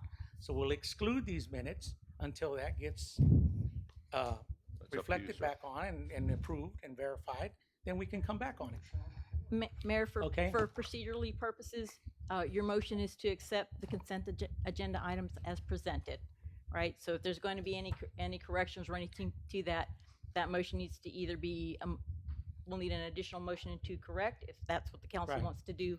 But the original motion is to accept as presented. Okay, so it has been presented that that statement is not an accurate reflection from the chief. He made that very clear. So we've established that. Now I will call for a vote, which you're asking us to do, Mr. Vino, to have. No, have sir, the I'm just council- pointing out that's what your motion is. Right, So if we there need needs to be a counter vote correction, or a right, vote to change that. right, you're and gonna need it. say that, and the vote needs to be that these minutes will not be accepted as part of the agenda that was voted for by Mr. Hernandez, that it needs to be corrected in accordance to what Mr. Cavazos is saying, and Mr. Bravo will make sure that the correct language is in there so it can be adopted correctly. And that would be a motion that Mr. I would Mayor? entertain. Mr. Mayor, I want to be clear on what I'm saying. Yeah. And that is that I don't recall. Okay. So that doesn't mean that Mr. Bravo's interpretation of the minutes is incorrect, simply that I don't recall. Okay, so then that's where Mr. Bravo will go back and simply go just check the minutes Okay. and to make sure it's correct, reflected of what you said, confirm that, and then we don't have a problem. May I be Ms. recognized? Ms. Weaver, yes. I asked that question of you, sir, and you did say, I did it because the ordinance such and such was signed. That's what you did say, I do recall telling you that 2026-17 right? did order the locking of the building, okay? So that's all I recall. I don't recall anything about mailboxes, ma'am. Okay, Well, okay, maybe not the mailboxes, all right, but Okay. you were in charge of giving recommendations for the security. That's a different ordinance, ma'am. That's a resolution you're speaking of. I know it's a resolution, but I asked you about both of them. You didn't separate And them. I did okay. clarify. So rather, the chair's gonna rule right now to say, let's get clarification from Mr. Bravo, our city secretary, and make sure you reflect the correct language that was utilized in that, and we're gonna need to have a motion on the floor from a city council members to get that done, so that, you're gonna have to do it anyway, Mr. Bravo, because otherwise it doesn't reflect the true record of the minutes. So we need a motion on the floor from someone on the council who would like to be recognized to propose that language to be changed correctly so that it reflects a true copy of that statement that was made by Mr. Cavazos. Mayor, Do we have a motion on the floor? Mayor, Do you have a motion on the floor, Mr. well, Burton? I seconded a motion. I'm gonna call the question. Put it to Okay. the vote. All right, but I'm calling for a vote from the council to see if they want to make an amendment I or, called the question. That stops everything. okay, well, you still need to do what you need to do. You still gotta go over and look at the minutes and make sure it's correct. Ms. Weaver, go right ahead. You called the question, we can't really, let's Okay. not discuss it anymore. When I Let's move asked him on. about, Yeah. when but I let's asked him move on. about Let's the move on, elect, Ms. Weaver. I'm sorry, but he called the question. So when he calls the question, that's a form of, and I actually can override it if I want to. I can override that and say that that's just I matter, don't but see it rather to do, just not go into any further. It's complicated now, and so he knows what he needs to do. If you want to write an email or some sort, make the corrections, we'll do it. But they utilize the tactic of calling the question. So if you're calling the question has been recognized, Mr. Burton. All in favor? Aye. Any opposed? Okay, I don't hear anybody. Any opposed? Any, first, all ayes, any ayes? Mayor. Aye, you can't discuss it anymore. He called the question. Aye. Aye. Aye. Aye. Any opposed? Okay, no opposed. So I assume that the motion carries 5-0. There's no opposition. Nobody has voiced opposition.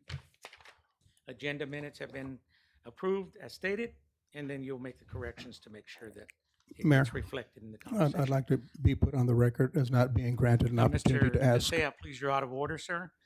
Only because Mr. Burton, your colleague, has called the question. Okay, so no more comments, please, on that. All right, thank you, sir, very much for your cooperation. We will now go into item number 7, business items. The following items are for discussion, consideration, and possible action. 1, discussion and possible action regarding approval of proposed city budget for year 27, October 1st, 26 through September 30th, 27, for the city of Balcones Heights. Maria Hernandez, City Administrator. But first, I'll ask, do we have anybody on any of the items on the agenda that You would do, like sir. to be You- recognized and speak? You have Vanessa Martin for number 1. budget. Okay. Ms. Martin, go right ahead. You have the floor. Council Mayor, Vanessa Martin here, resident. I just had a couple of kind of like little questions on the overall budget to begin with, because as you all know, you can go online and you can look and see kind of what's going on. The biggest question I actually have is, looking at that, we actually turn around and already have a whole plan to spend the entire budget. Why don't we attemptively like implement a backup budget, you know, or a backup little spot to put a little of that? Because right now, the way it looks, when anyone looks at that, you know, if we, and I'm just gonna throw a random number because I didn't write it down, 100, you know, $1.5 million towards, we'll say, either of your departments. We're marking that it's already being completely spent. But wouldn't we want to turn around and try to make it look like and show the people that are paying the taxes? Okay, we have this much. We're gonna try to spend this much. So that way there, if something comes up, a truck breaks down, we can do this costly repair. Right now, the budget doesn't overly show that. So the people outside, they don't see what's going on with that. So it was just kind of one of those things where as a council and as a city to work with the budget and even the budget committee that there is, You know, that is something that maybe we can put into the works so that the public knows, okay, no, they're not spending all of our taxpayers' money before the year starts. They're only planning on spending this much, but they have this as a backup. Because that's the biggest thing right now is, I mean, everyone's, oh, well, this person this person that, this person this. Okay, but there's a budget for that if you plan it right, that you have a backup of anything that comes up. Accidents still happen, things still can go off, but then it at least gives a little bit more flexibility because the way it's looking right now with everything you see online, we're gonna spend everything that's come in, even if it's more money than it was last year. Well, if it's more money than it was last year, I understand, you know, utilities and stuff like that go up, but it doesn't go up by the entire amount of the budget that's going on. You know, it's one of those things where there's a flexibility line. Most places, I mean, I've done fast food for many years, and we say, okay, we're gonna run the budget at this percentage or this amount, which gives us this much to go over with. And I don't overly see that in the way the expenses are written out inside the budget and even on, you know, looking through the things to find out exactly where the extra's going. Is that something that maybe we can implement to start so that the people can see it? That, okay, you know, all these classes and everything that get things, we all pay for that as taxpayers.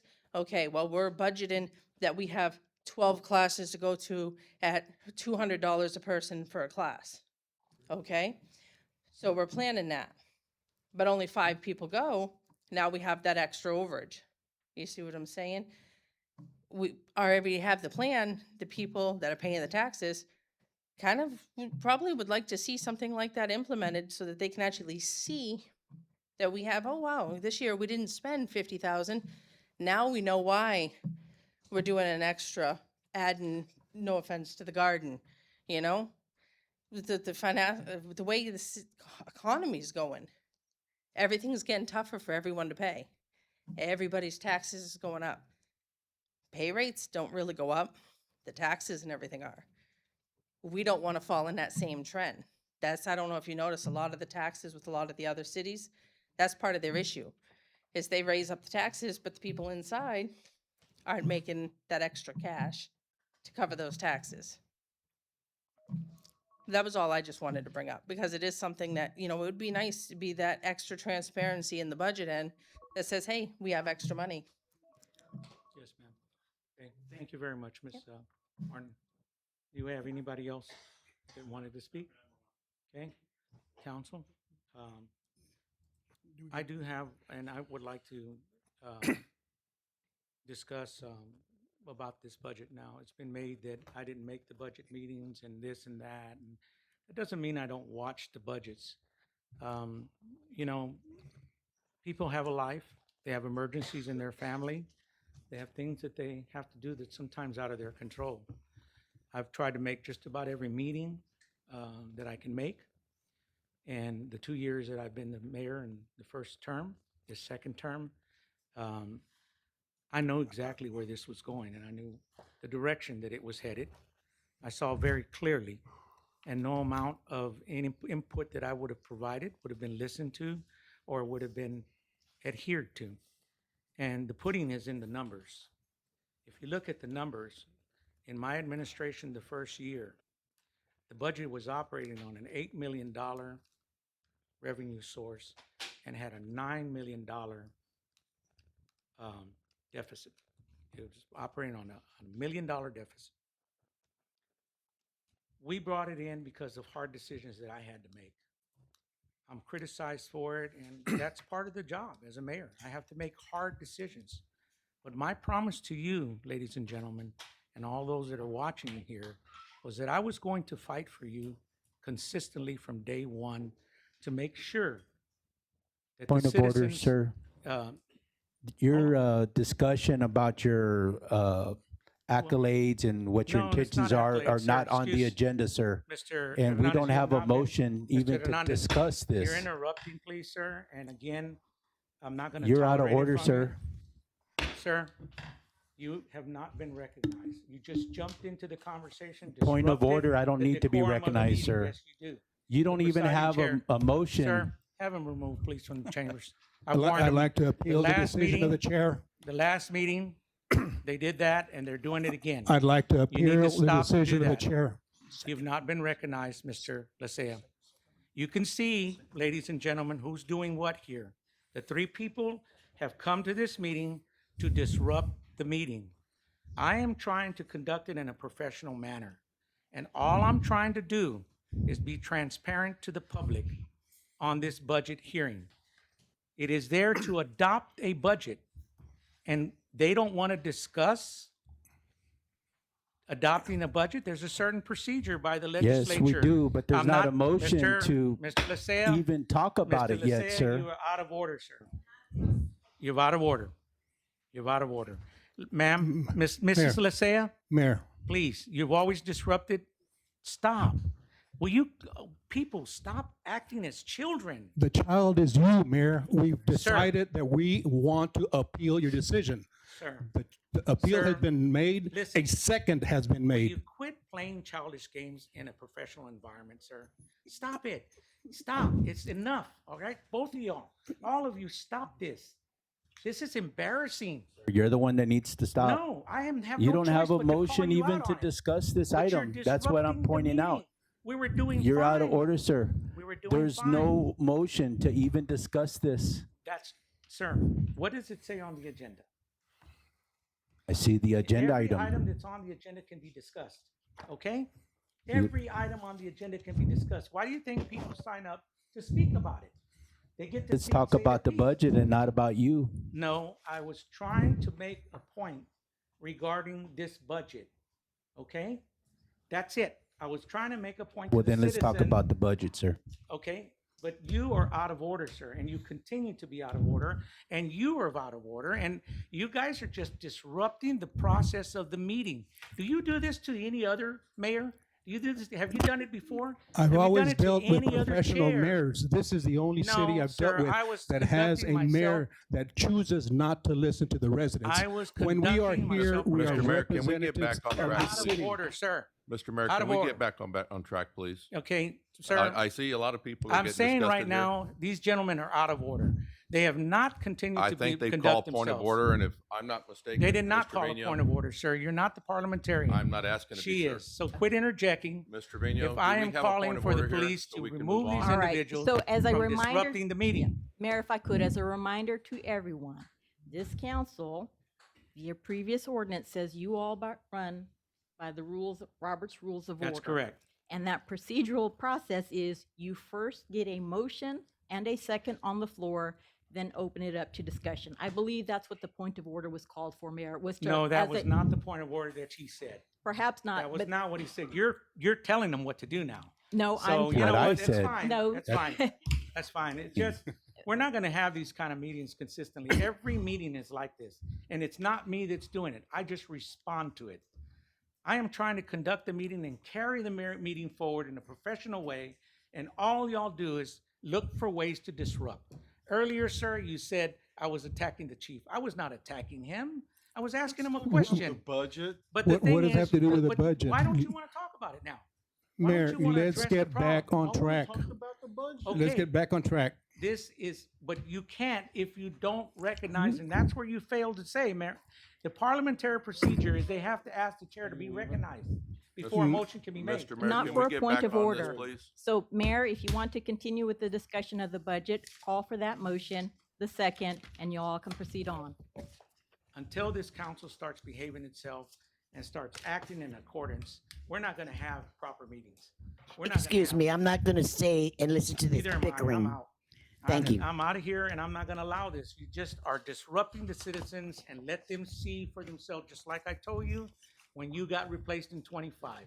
That's why they didn't elect you again, because of that. Happily, the residents by overwhelmingly Mr. Lasea, numbers, whatever. overwhelmingly This numbers is chose to coming bring me from back. this is coming from a child support dodger and a wife beater right there. What?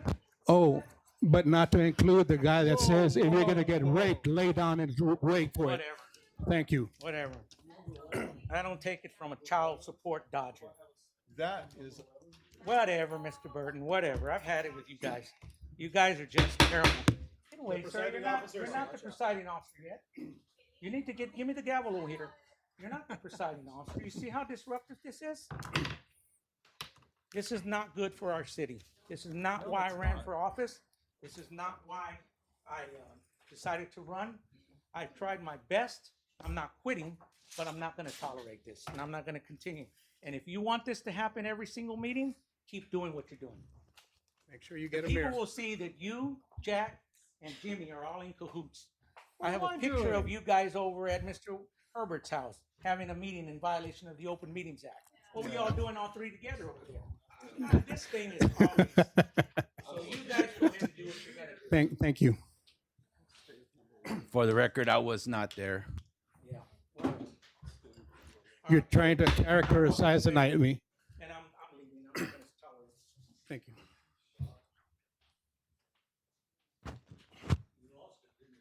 No, sir, I didn't. God bless you. God bless. God bless. No, I'm just telling you, God bless. Order. God bless you, sir. Order. In an effort to minimize disruption, I'd like to take a 10-minute recess. I am taking over as the mayor pro tem. Thank you, ladies and gentlemen. Time is 7:45.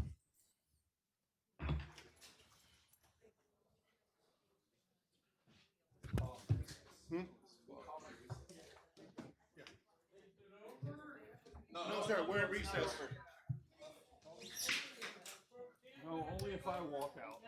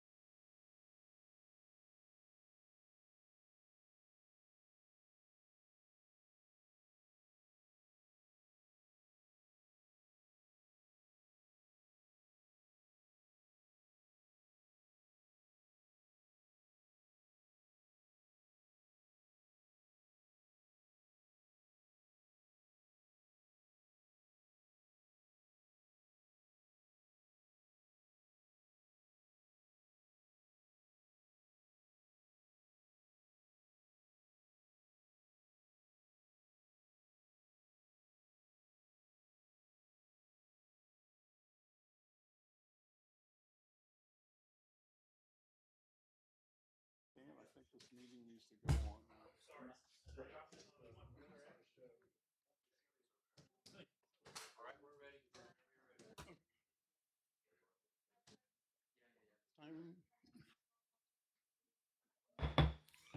Ladies and gentlemen, the time now is 7:55. We're getting ready back to go into our regular city council meeting. Just a quick recap, just for the record, Mayor Rodriguez and Councilwoman Eversole decided they did not want to participate in the meeting. Weaver. I'm sorry, Councilwoman Weaver have decided they did not want to participate in the meeting, so we are moving forward. As Mayor Pro Temp, it is my duty and responsibility to conduct the meeting, so we shall move forward. Just real quick, I might need a little bit of help along the way, so bear with me. Thank you. Mayor, yes, sir. I mean, Mayor Pro Tem? Yes, sir. May I be recognized? Yes, you may. I'd like to make a motion to approve the budget.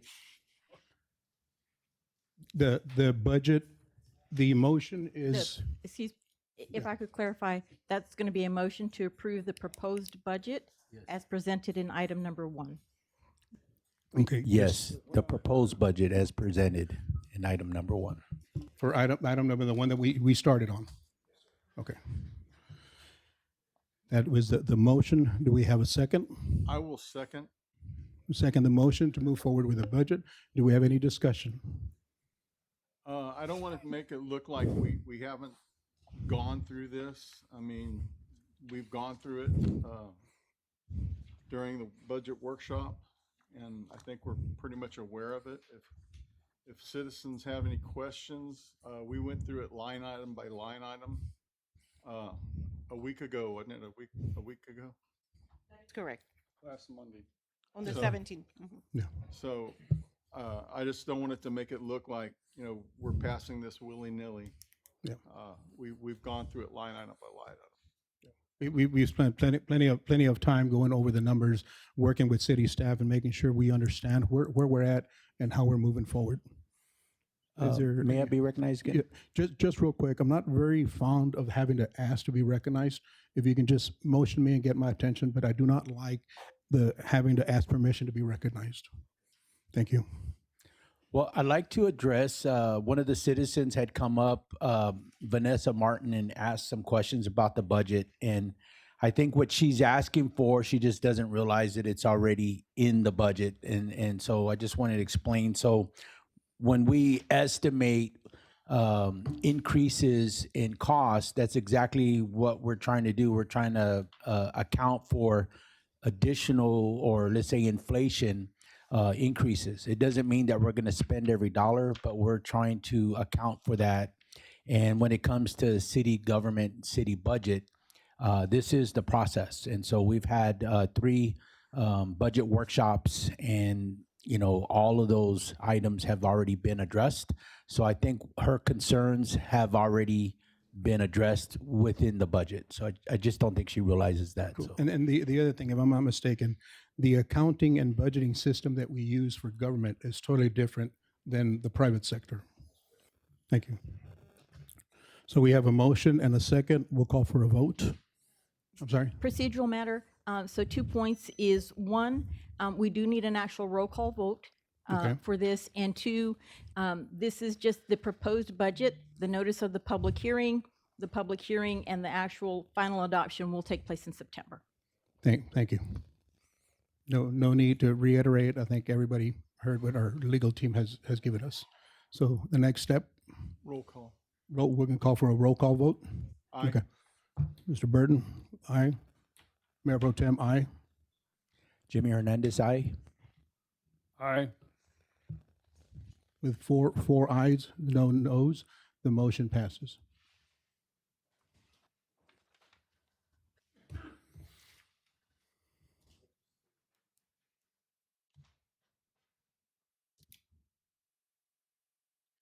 Moving on over item number 2, discussion and possible action to consider the proposed 2027 tax rate for the city of Balcones Heights.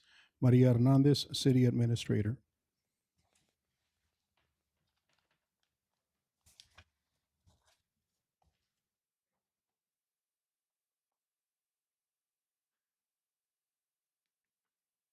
I apologize. We cannot find the tax rate, but this year, we're not proposing any tax increase.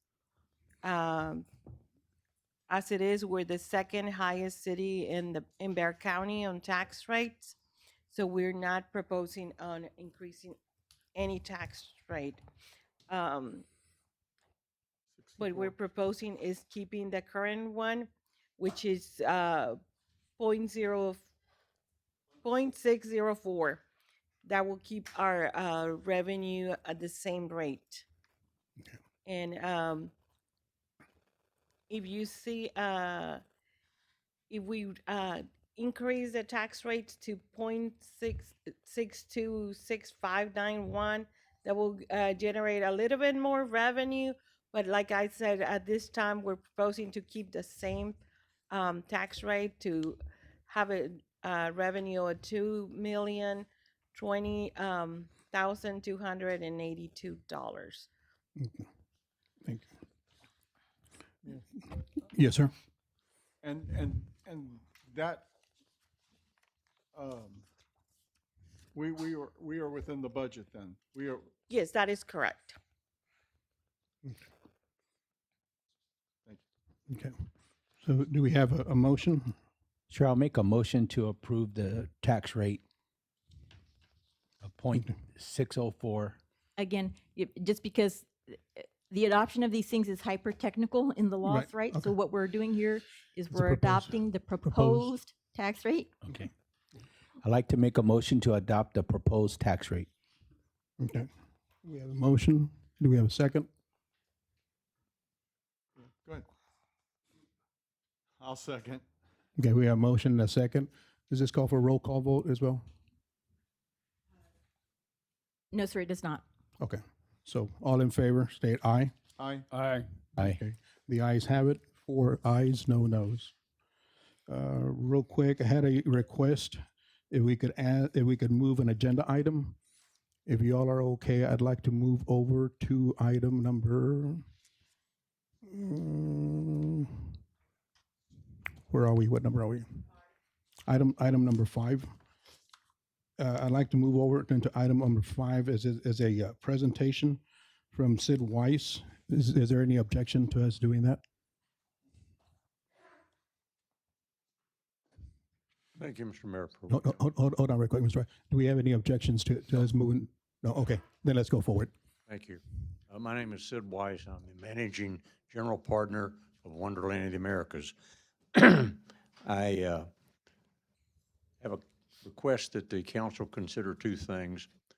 As a major partner in the partnership that owns Wonderland of the Americas, we're trying to attract new tenants, and we have a space of 20,000 square feet or 40,000 square feet, and we have 2 possible tenants that are in the trade school business, 2 different potential tenants.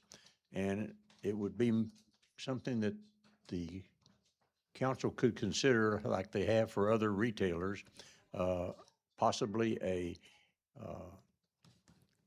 commitment to fund 2 possible tuition grants to members of Balcones Heights. And if Balcones Heights didn't apply, then two members from San Antonio. And if the city grants those 2 tuition grants, they range between $25,000 and $30,000 each, then Wonderland of the Americas would match that same quote and give 2 other tuition grants. So it'd be a total of 4. I think that type of incentive will help attract both of these particular trade schools to select Wonderland of the Americas as opposed to some other location. Additionally, this space, when leased to these 2 tenants potentially, will create about $400,000 to $500,000 of cash flow to the bottom line, which is a material number for the cash flow at Wonderland of the Americas. So I don't need a decision. I'd like for the council to consider it, and if the council agrees to participate with 2 tuition grants, then Wonderland of the Americas will match those grants. Additionally, there was some discussion previously this evening about residential upgrades, which I've been talking about as a developer for the last 15 years.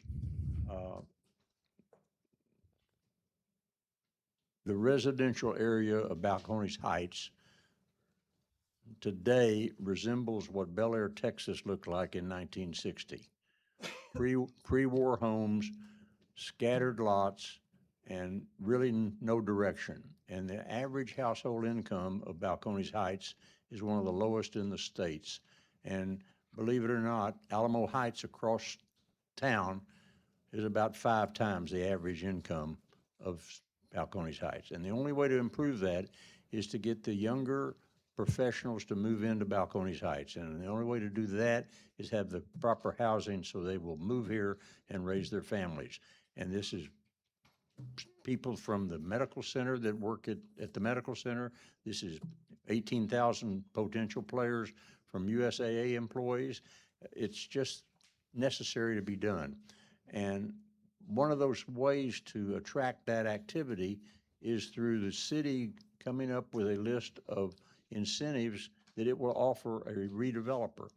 And the first redevelopment project, in my opinion, is the trailer park. And I've offered the city at no cost to the city or to anybody else, no fee to me, no profit, to be the catalyst to help get the trailer park purchased from the Mexican that owns it, to get it redeveloped by some local redeveloper that would get some incentives from the city, and then bring in a builder or two to build 20 townhomes on that location. And I think that would be the catalyst that would start the redevelopment of the entire city. So if you can, at some future date, consider what can the city do to entice a redeveloper to come in, buy that trailer park, start the redevelopment to 20 new duplexes and townhomes. It's a pretty simple process. Thank you, Mr. Sid. I like that thought process moving forward. I think the action for us here is limited, but if the procedural way to ask for our Economic Development Corporation to start studying that and bring that before the council, I think that'll alleviate a lot of duplicating of services, and just we're not all using our resources to accomplish one thing. I'm not seeking a decision. I'm just telling you, I would like this council to consider that, because it's a city effort to start the momentum to get this residential rebuilt. Yes, sir. And like I say, I appreciate it. We'll look forward to working with you, and we'll get the Economic Development Corporation. They'll bring it before the council. We will work as a unit for the betterment of our city. Well, I think it's a win-win for everybody. Absolutely, I do Now, believe so. I've got one announcement to make that Yes, sir. came in late. It's not on the agenda. If I may have permission to make that announcement. Can we take that? We don't have any agenda item for announcements from the public. Okay. Well, I'm not speaking as the public. I'm speaking as the managing partner of Wonderland. And I think it's information that this council would Does it pertain to the same item? It's part of the same item, but it's a different subject. Okay. If it pertains to the same item, we'll move forward. Correct. Okay? As you heard last time I was here, JLL was hired to find a buyer for Wonderland of the Americas. And I'm happy to report that we have a interested party that has offered a letter of intent, that we are in the process of negotiating that letter of intent. And at the appropriate time, we'll bring it to the council to be reviewed, or to the Economic Development Agency to be reviewed, and they'll review it with council. But I'm not going to discuss the terms, only in that it will blow your budget way out of whack on the positive side. Part of the terms would be that the city will obtain payment after all the due diligence period and the final leases are signed, the contract's signed. They would return their original investment back in full. Additionally, what the proposal says is that the potential buyer would pay $100,000 per quarter as an option fee that wouldn't be applicable to the price, so that they have time to analyze the investment while the city has the debt service taken care of by this $100,000 per quarter option. So it's a big, big win for the city and for Wonderland of the Americas. That's very, very good news to the city. So thank you for bringing that before us. There's a long way, sir, from letters of intent to contracts to closing. Right. But there's effort there that has got mine and other partners 100% focused. Thank you. We appreciate that. And I guess Miss Maria, if you would take charge and just follow up and give us a summary for next month. I will. Thank you. So at this time, it calls for discussion of possible action. We're not doing any action until we get further direction from staff. So with that, we'll close out item number 5, and we'll go back up to item number 3, discussion and possible action regarding approving crime control and prevention district budget, October 1st, 2026 through September 30th, 2027. Maria Hernandez. On this budget, we have, the council has already reviewed it and approved it at the last meeting. So this is just a formality to approve the final budget. Okay. Considering we've had the finance budget, the budget meetings, do I have a motion? I'd like to make a motion to approve the crime control and prevention district budget as stated.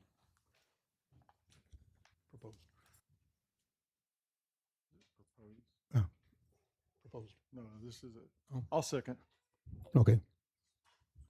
We okay with legal terminology? You're good. Okay, perfect. Okay, we have a motion, we have a second. Let's call for the vote. All in favor, say aye. Aye. Aye. Aye. We have 4 ayes, no nays. The motion passes. Going on to item number 3, discussion and possible action to approve a professional service agreement with S6 Engineering for emergency repairs, sewer repairs on Hillcrest Drive. Mr. Nicholas? Okay, good afternoon. Yes, sir. So, like I've been giving updates every month, the sewer infrastructure along Hillcrest Drive was placed in 1965, 1964, somewhere around that point. It's a clay pipe that has been deteriorating for quite some time now. Now, most of it is still in good standing, right? Pending that replacement with the Hillcrest reconstruction. But there's one section in the public right of way there, right in front of 2910 Hillcrest Drive that has failed. So the lateral there has separated from the sewer main and is causing many issues, right, for the sewer system there. So this agenda item is for us to approve just the professional services, not the bid contracts, but I included in the fiscal impact. This contract is going to be $5,252. The estimated construction that would be brought back at a later date to council to approve would be between $30,000 and $40,000 for that repair. Now, the idea was for us to wait until we started the Hillcrest Road reconstruction because we were under the impression that we were going to be a few months away whenever this came to light. But at this point, TxDOT's moved it back to 2029. We're trying to push that up right to 2020, fall of 2027, but that's still about a year and a half away. So this is emergency, sewer line that needs repair. Thank you. Yes, sir. So for those of us who don't have the addresses memorized. Yeah, it's right in front of Davila Electric. Pardon? Davila Electric. Davila Electric. Davila? Yeah, Davila Electric. And when they do this repair, they're going to replace that clay pipe, right? They're going to replace the section of the clay pipe and connect the lateral that has been disconnected. Will they at least do it in maybe a fashion that when the new road goes in, that little piece is already done? So unfortunately, we asked the question, Maria and I asked the question, if we do the replacement now, can this infrastructure stay in place whenever we start Hillcrest road reconstruction? It cannot. It's still going to be replaced in about a year and a half, right? But I guess the distance that the the lateral has separated from the sewer main is so severe. I think we're about 8 or 10 inches separation under the city right away that it kind of warrants that we need to do it now. Again, the idea was that we wait that way. Whenever they told us it had to be replaced, a second time when we start the Hillcrest Road reconstruction, but we're kind of running out of time now. Thank you for that. Yeah. Yes, sir. Okay. So for that item, do we have a motion? I'm sorry. I'll make a motion to approve the professional services agreement on item number 6 as stated. No, Number 4. item Or, number I'm four. sorry. I'll second. Okay, we have a motion, a second. We'll call for a vote. All in favor, state aye. Aye. Aye. So motion passes 4-0. Thank you.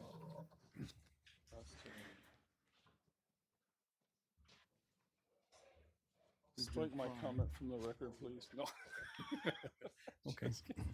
Move. I know it. Moving on to action item number 6, discussion and possible action regarding amendments to ordinance code 2019-02, the city council relations policy code of ethics, rules and procedures with readoption to ordinance 2026-19. Jimmy Hernandez. Thank you. So essentially what this item addresses is our current policies, ordinances, and rules, procedures. We have several that, because of recent legislation changes, make our ordinances, let's say, not in compliance any longer. And so we put the task to the city attorney to go ahead and consolidate the different ordinances and put them in compliance with state law. I do want to make a mention that in addition to the ordinance that has to do with code of ethics and rules and procedure, that I'd like to add that when the clock strikes 10 p.m., right, that we'll go ahead and adjourn, and all remaining items will move to another meeting, unless there's an item that has of extreme importance and maybe it might take a council vote to hear that one or two items. Otherwise, 10 o'clock is the limit. Cynthia, did you have anything to add or elaborate on that? No, sir. The only thing I would point out for the council, as y'all are looking at that draft, right, the strike through indicates, the language that is being struck from the existing ordinance. The underlined references those things that are being added in. And as Councilman Hernandez indicated, this has been the policy of the city for many, many years. However, what we noted, especially when Vorquist came on, is that things were not being updated as the state law changed. Right. Things were not being updated as council made various decisions on, how things, different procedural matters that were going to take place. So this draft document here is an attempt to, one, bring everything into compliance with state law requirements, especially as to the open meetings portion of this policy document here. Add in those things that previous councils had already made a determination on and voted, and then add in the recently adopted ordinances so that we have it all together in one place, hopefully, and keep this as a comprehensive document for use by the city council moving forward. So moving forward, any change that happens, if y'all are making a change to the rules and procedures, if for some reason I am not here and you do not see this comprehensive document coming to you, call a timeout, because you want to ensure that going forward, everything stays in a categorized nature in one document to make it easier for future council members as they come through. Okay, thank you. I myself would like to make a amendment to this, and I'm having trouble finding it, but in the section for the meeting process, when I read it, it said generally the city attorney would serve as a parliamentarian. I would like to change that to say that the city attorney will be the parliamentarian. And I think it's self-explanatory from our meeting today that that is a very necessary step that we need to have.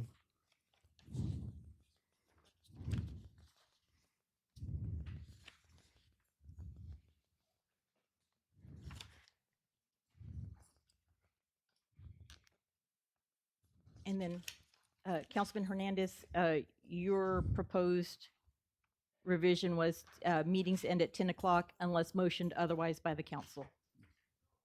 Is that accurate? I'd like to make a motion to approve item number 6 with those two revisions. Okay. Do we have a motion? You just made a motion, correct? Okay, I'm sorry, do we have a second? I'll second.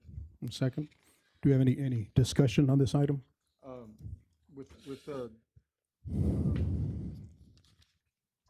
know what page it's on because it's not paged. But there's one, it's listed as number 2. I don't know where it is as far as numbers go. It's kind of in the middle. Presiding officer has a duty to recognize council members requesting the floor. If the presiding officer fails to recognize council members for their allotted opportunities to speak, the city council may make a motion to request that discussion take place by council number starting place 1, ending in with place 5. And the problem with that is you won't recognize us.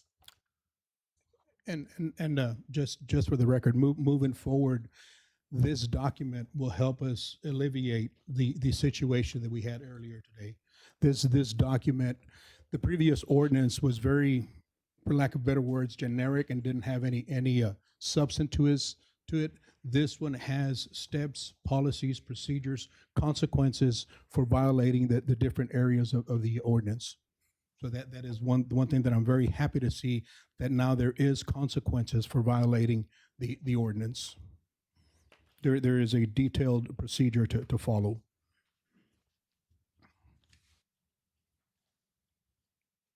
So, any further discussion? No. Okay, we'll call for a vote. Anyone in favor, say aye. Aye. Aye. Aye. No, we have three ayes and 1 nay. So the motion passes. Okay.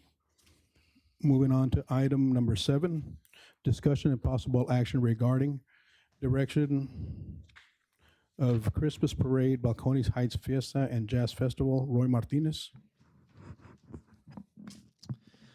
All right, Mayor Pro Tem, Council. This item is just to discuss the direction that the City Council would like to take in regarding the Christmas Parade, the Fiesta, and the Jazz Festival.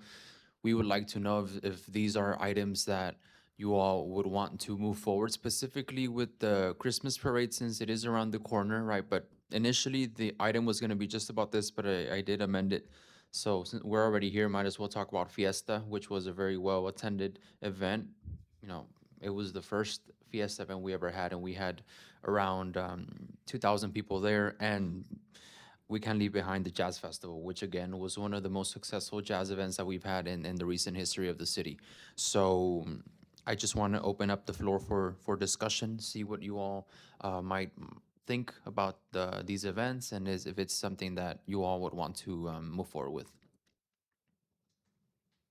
Any discussion? I think we should keep the Jazz Festival. I mean, there's a lot of tradition there. This last one, we've had people come every single time for like 33 years. It's amazing. So, I mean, as a tradition, I'd like to keep that going. Plus, it's a, co-opt,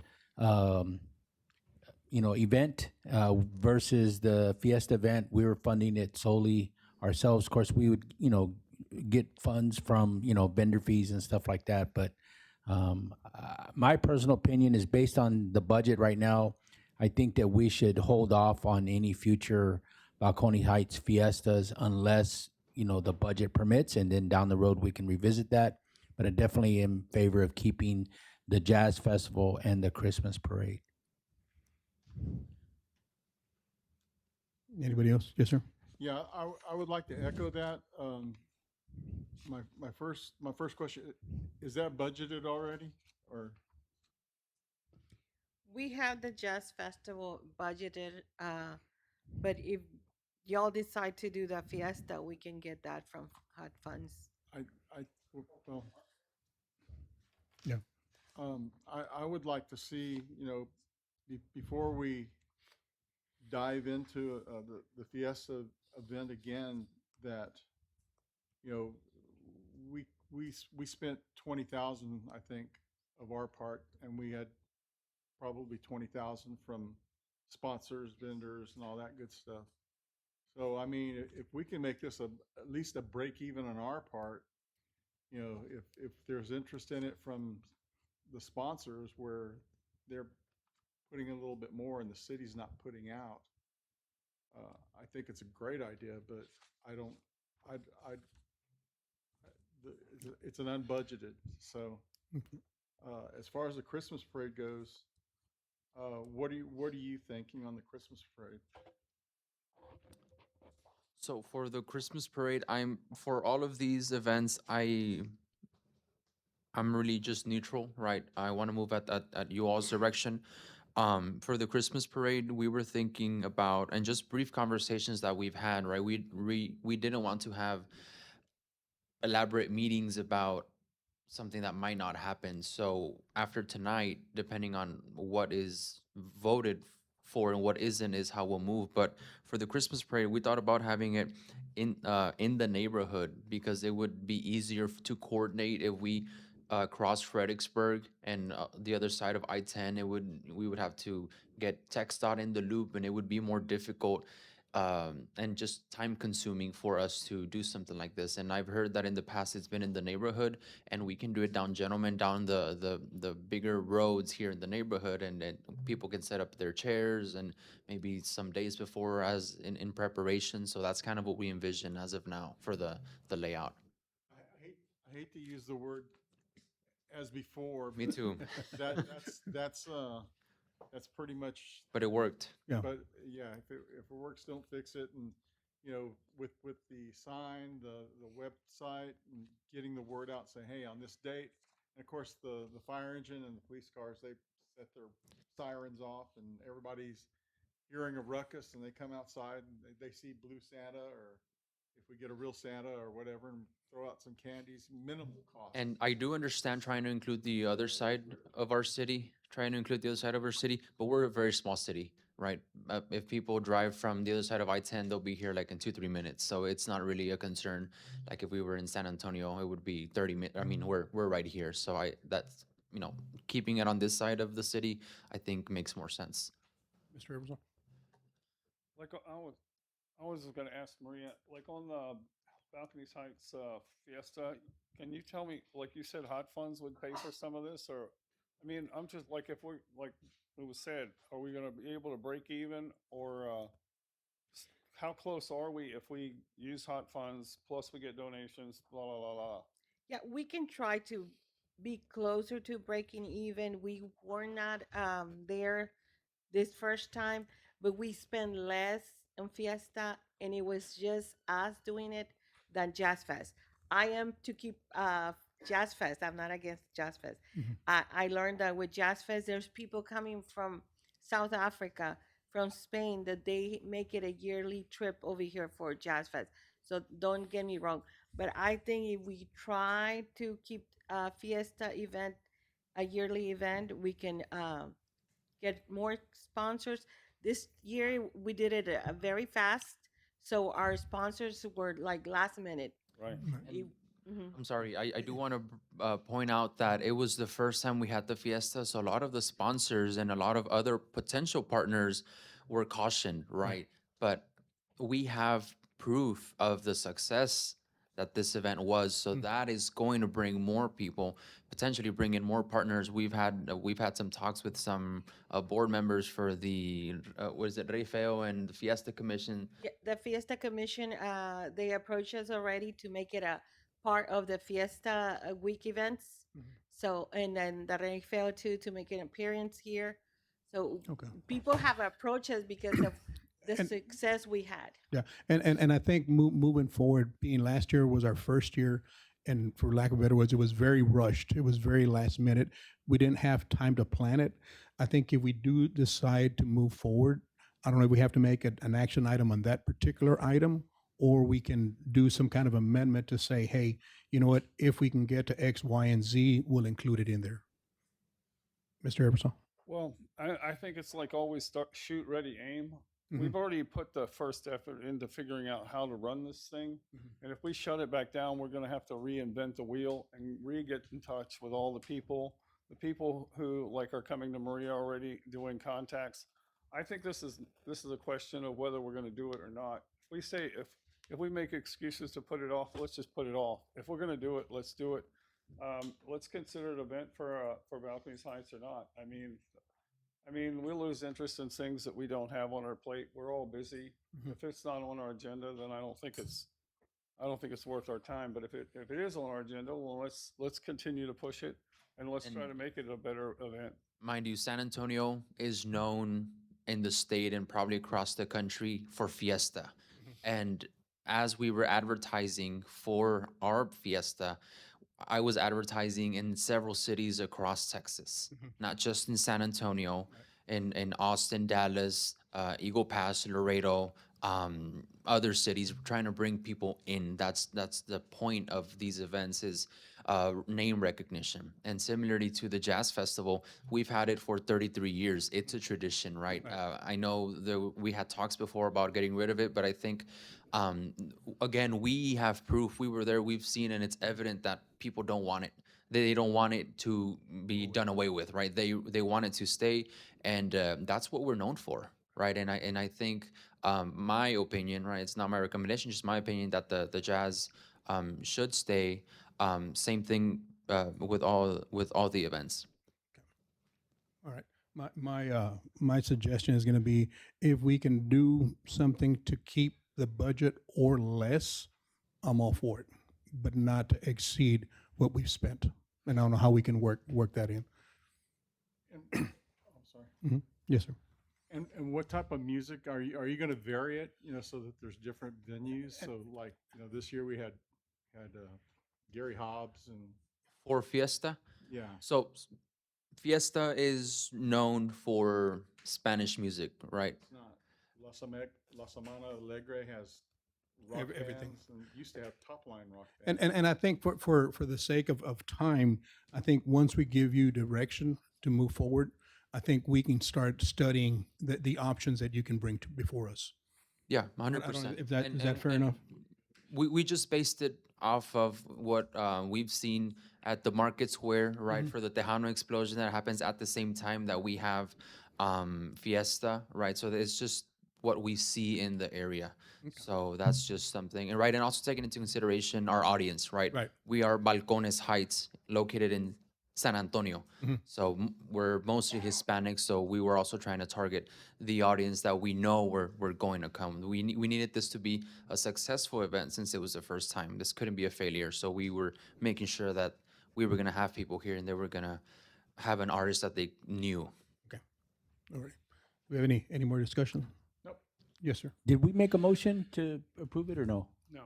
No. Okay. Well, let me go ahead and make a motion real quick so we can talk about it a little bit more. But I want to make a motion to approve the Christmas Parade, Balcones Heights Fiesta, and Jazz Festival. Okay. Do we have a second to the motion? Second it. Second. Do we include the caveat of the budget, though? How do we include that? Well- or is it just one? Well, my question was, Maria made a statement about using the hot fund, so it doesn't come out of general fund, so that doesn't affect our budget. Okay. So if we can we keep it in? Yes, we can still keep it in the hot funds, and we will minimize the amount that The other distributions to make sure that we stay Yes, within the we'll the make sure percentage. we find more sponsors.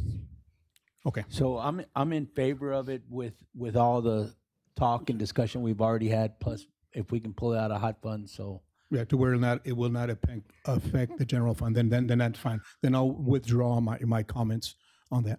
So Question. What's the maximum you can pull out of hot funds? I think 16%. 15% of that, and right now we have close to 400,000.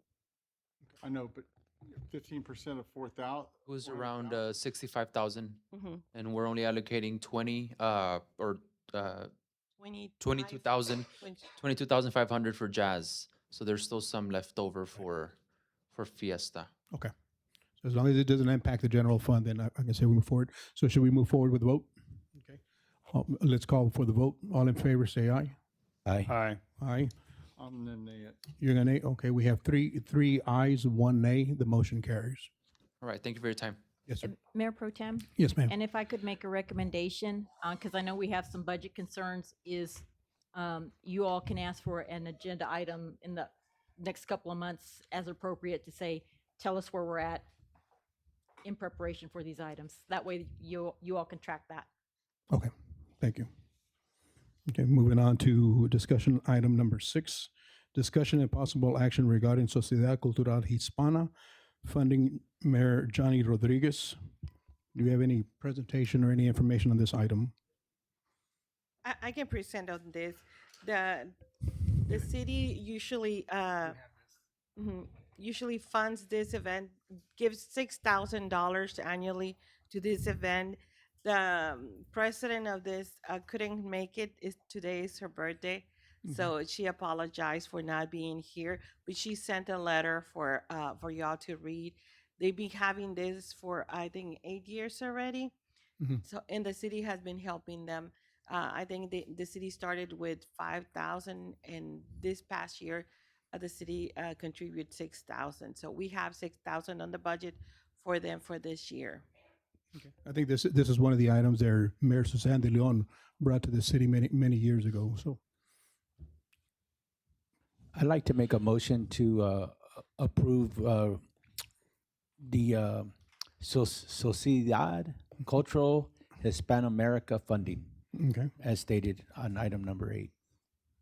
do we have a number? Because we don't have a number here. I'm sorry, it's 6,000. 6,000? Okay, so the motion would be to fund the Sociedad Cultural Hispana for $6,000. Okay, we have a motion. Do we have a second? I'll second. Second, we have a motion and a second. We'll call for a vote. All in favor, say aye. Aye. Aye. We have four ayes. The motion carries. Going on to item number 10, discussion only regarding deadline for annual cybersecurity training by August 31st. City Administrator Maria Hernandez. You skipped number 9, sir. Number 9. It's number 9? Okay. So then we'll go back up to number 9. Discussion and possible item regarding ordinance 2026-18, addressing the feeding of animals and cleaning up. Code Enforcement Officer Jeremy. Sir, Mr. Pro Tem, Council. So this was brought to my attention by, of course, Mr. Jack Burton. I know the last city council meeting, just to kind of work on that. Definitely observed that there was some definitions that needed to be put into our ordinance, and also just kind of give it a rebrand, so that way we can touch on certain topics. So one would be definitions 90.001, definitions feeding and feral. Feeding, as stated, providing, placing, distributing, leaving, or otherwise making available food, water, food waste, or any edible material that may attract stray or feral animals. If you're keeping track with our rabies outbreak, we did have a confirmed rabies in Bexar County. They do see it as continuing to have an outbreak. So I believe this is definitely the step in the right direction to kind of stray away from having feral animals or stray animals that's coming into our city. Next one would be feral. The definition before wasn't really as accurate. This definition, any domestic animal, including but not limited to a dog, cat that has reverted to a wild or untamed state and is no longer socialized or accustomed to human care, handling, or control. Our previous ordinance on feral was just kind of pretty simple. It was cat and dog that was not on a leash. Definitely needed to be rebranded there, just kind of give it more of a definition. Next would be section 90.025, feeding or stray or feral animal prohibited. This is something that's going to be put into our animal control ordinance. this definitely gives myself and also our police department some type of bite, as I would say, for individuals that are leaving and causing a public nuisance of leaving trash and debris into our city sidewalks, and also just leaving food that does attract animals, stray animals and insects into our public places. Now, last city council meeting, there was some concerns that, residents are not able to feed cat colonies or any other animals. Now, we're not trying to do that by any means in this ordinance here, in our definitions. It just states that it is unlawful for any person to intentionally place, deposit, distribute, or provide, leave, or otherwise make available food waste, water containers of food, or any edible material for the purpose of feeding or attracting stray or feral animals into our public places, our city right-of-ways, and also our residents' properties without their knowledge. So that's all that is stating, again, just to kind of give myself and police some type of bite, I would say, to give out citations that we do observe throughout the city. Any comments? Yeah, just to kind of echo, it's public places, park. I don't think they're feeding up here at the Justice Center. The senior center, Mhm. that type of thing. Yes, sir. People that have strays or ferals on their own property, they can still feed their. Yes, sir. It's if they go to somewhere else, and that person doesn't want strays, then that's. Yes, sir. This is where the ordinance does come into place. Yes, sir. Do we have anybody signed up for this item? No. Okay. Not that I know of, no. Then I'd like to make a motion to approve as stated. Yeah, motion. We have a second. I'll second it. Second. Okay. Let's call for a vote. All in favor, say aye. Aye. Aye. Okay, we have 4 ayes, no nays. The motion carries. Thank you, Council Pro Tem. Thank you. Now going into item number 10.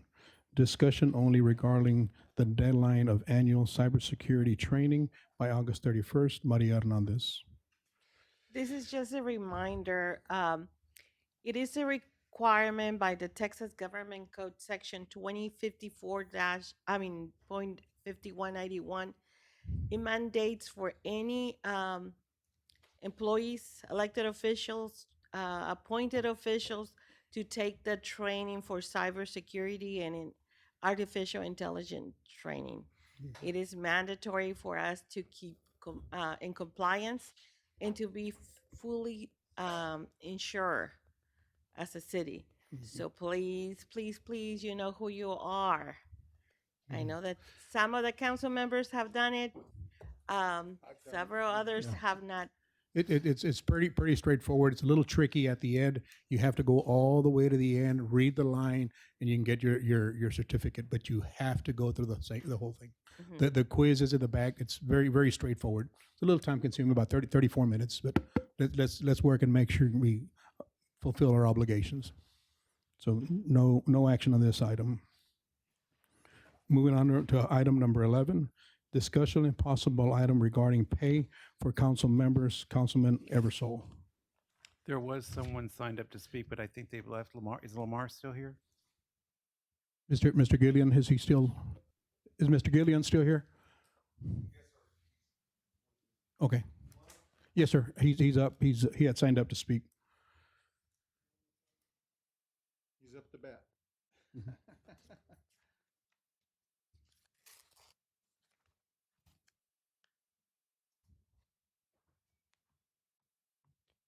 Sir, we're on number 11 that you signed up to speak for. Number 11. You had signed up to speak on number 11.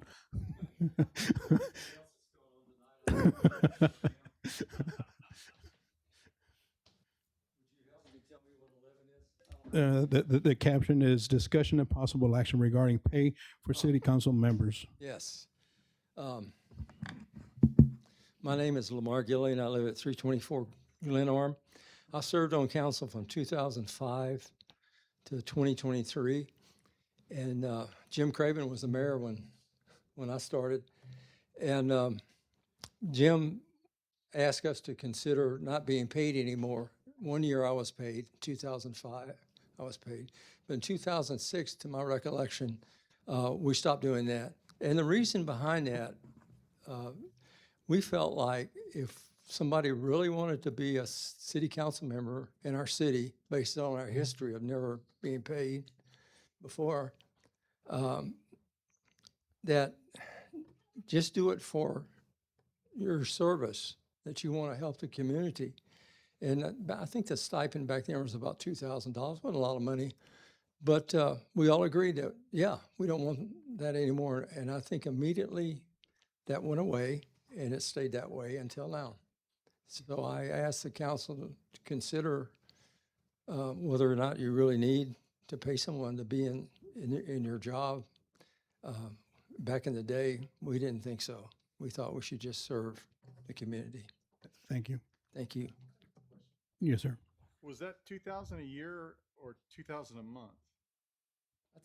I think it was 2,000 a month, but I'm not sure. Thank God one of us has a memory. So it was $200. That's right, because I remember when I filed my Schedule C on my 1040, $2,000. Yeah, 2,000, I might come back, Right? Thank you very much. Okay. So I guess we go before, we got a motion?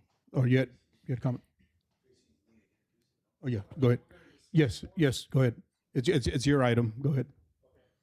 Well, this is the thing. I'm a small business owner and I work in the evenings. And I feel like if you want my time other than the regular city council meetings, I'm okay with the city council meetings. But when you want me to go to special workshops and stuff, you're costing me a lot of money. Sometimes when I'm not there, it costs me $1,000 a night. And I'm like pretty pissed off when I have to give up a meeting to go to sit in something that I'm just going to smile and nod most of the time. When you want me to come in on Saturday, I have to close my shop. It's going to cost me 5 or 6 customers to come in. I mean, I think it's good that yesterday they did do this, that they sucked it up and said, if you want to be on council, that's fine. But today is a different day. We're in the 21st century, and 2026.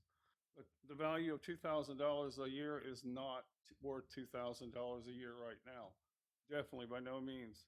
I'll also say too that in the litigations, we spent $56,139. If we took all 6 of us and divided that by 6 people, that would be $9,356 a year. If we divided it by 12 months, that would be $779 a month to pay and we're throwing money right into litigation, and we don't even care. I mean, if you want me to show up to meetings and stuff like that, it's gonna cost you money, and I think I'm worth the buck. If I show up, I usually have an opinion that's worth something. I'm a small business owner. I've been in business 39 years. I've been up the street, down the street. I'm a seasoned person of the community. I've been here since 2001, so I know the community backwards and forwards. I've seen the show, but not this one. Right. And just real quick, you had mentioned the 56,000 and going up to nowhere. And I'm going to make a comment on that. The intent and the reasoning behind it, it's my understanding, is for the protection and the benefit of the resources of the city and to the benefit of the citizens of Balcones Heights. So it's not something that we just did to do. It's to take into account the responsibilities that we have as employers, legislatures, and stakeholders of our resources. Just want to make that point. Yes, sir. Just as a correction, the 56,000 that you're referring to had nothing to do with the lawsuit. That has to do with us having to hire a firm to do an employment, I'm going to say, interviews and investigation for over, I'm going to say, 14 complaints that were filed against the mayor. So that was totally separate, and it was needed. And, those claims were substantiated. So from that, we've moved forward and we put some ordinances in place, or an ordinance in place, to hopefully, prevent any further, I'm going to say, harassment or bullying from any member of council or an elected official. So, although it was very expensive, it needed to get done, and we did it. I would say last year I had no problem working as a I'm going to say volunteer. But this year it makes me question. We have gone through a lot this year, right? And so it's really tough. Like Tracy, myself, I'm a business owner, and yeah, it takes a lot away from us. I think this year has probably been an exception to the norm, but I'll leave it at that. Okay. Any other comments? Any other comments? Okay, we have a motion. Do we have a second? Yes, sir. Right, no, okay, I'm sorry. So do we have go ahead. My question is, so if I was gonna make a motion, what kind of motion would I make? A recommendation for a monthly salary, or would I recommend that we study and come up with a number that would be comparable? Because I notice in the back on the book, you have several different communities that are paid different numbers. Is that correct? That was a salary. For the salaries? Yeah. Right, you all did a salary survey. We are a smaller community, I do understand that, but I think something is better than nothing, especially on weekends, or if we, like even the TML stuff where we have to go to. I mean, we're making sacrifices, there's nothing wrong with, everybody else is getting paid. Why don't we get it paid? Is our time worth nothing? Mine's worth a lot. And I don't like just sharing it for free just because you want community service. So Councilman, I will say it's at your prerogative if you want to make a motion and name a figure, or if you want to make a motion and say you want a more detailed study done, I'm open for, either one will work. Yeah. I'm open for like numbers. Mhm. I put out 779 because I just did the math on that one particular thing. Mhm. But it doesn't have to be that number. I'm throwing 779 out as a discussion number. Okay. I want to see if someone wants to go higher or lower, or whether we've heard nothing. Right. And so I'm throwing 779 out. One of the things, I did a little bit of research on this particular item, and what I did find is if we do happen to approve it and go forward, it would not kick in until the next election. So any of us sitting here on the dais would not get to benefit from that. It'll be to the people coming in that would get to benefit from that, is the way I read the local government code. That's correct. It has to be in place prior to January of the year of the election. Correct. Mhm. Yes, sir. Did any of us get a page? All I see is the salary survey on mine. That's all we got. There's no supporting document. I Correct. didn't see the 779 or whatever. Real quick.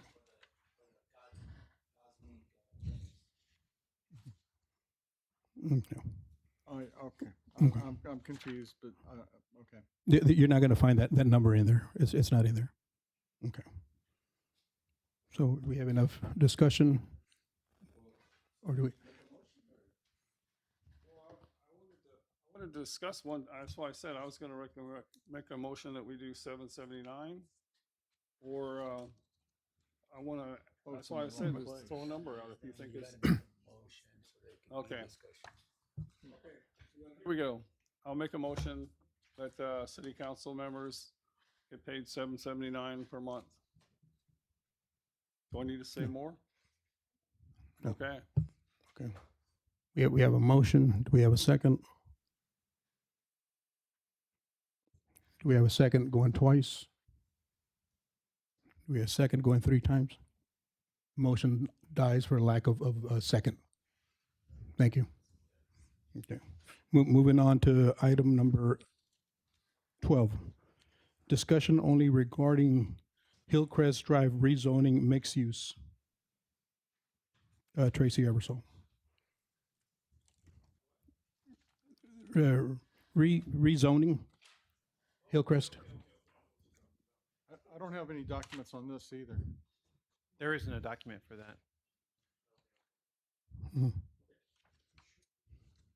I work with a lot of the businesses in the community, especially up and down Hillcrest. And one of the things that the the property owners are having conflicts with is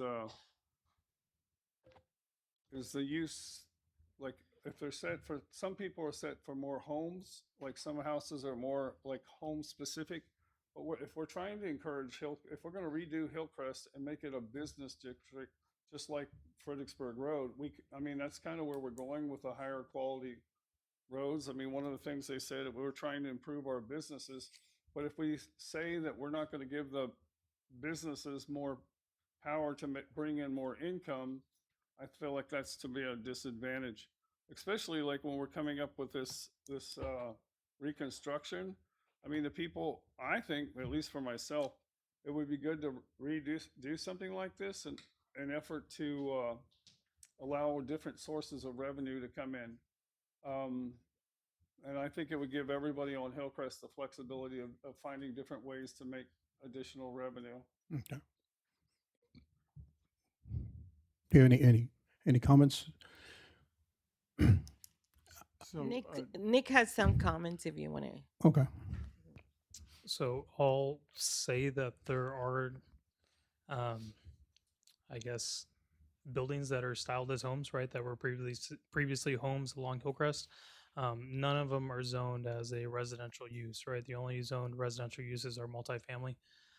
Everything else is zoned either Office 1 or local retail, which is C1. So they already have the zoning needs they have to open up as a business. There might be a couple that are missing from the MXD district, but there's no restrictions on them to be able to place a business in any of these areas. I believe that there is one building that is appearance as a home that is being used as a home, but that was granted as a special use permit. So I don't see that rezoning to MXT is going to provide as much benefit as what the zoning district has currently. Also, another consideration is that MXT doesn't have as many regulations as C1 or O1, right? So there's no regulations on density. So let's say we rezone to MXT. I mean, you're giving them the ability to build as high as they want. Front lot lines are going to be 0. Side lot lines are going to be 5 foot, right? There's the density is going to grow, which is good, but is it the density that we want in that specific area, right? If they're already zoned as C1 or O1. Now, if this is something that y'all would like to open up as further discussion, right? This needs to come from the Planning and Zoning Commission, right? Because they're the ones that provide a recommendation for adoption of any rezoning. And it should be in alignment with the comprehensive land plan, right? Which is City Plan 2040. There's not really any support in there for us to rezone this as MXT, just as a, it's a reconstruction project. So if P&Z sees the need for this to happen, then they'll provide the recommendation to council. Okay, thank you. Any further discussion? Okay. Bounce that off to the the P&Z to evaluate this. Yeah, that would be the next step.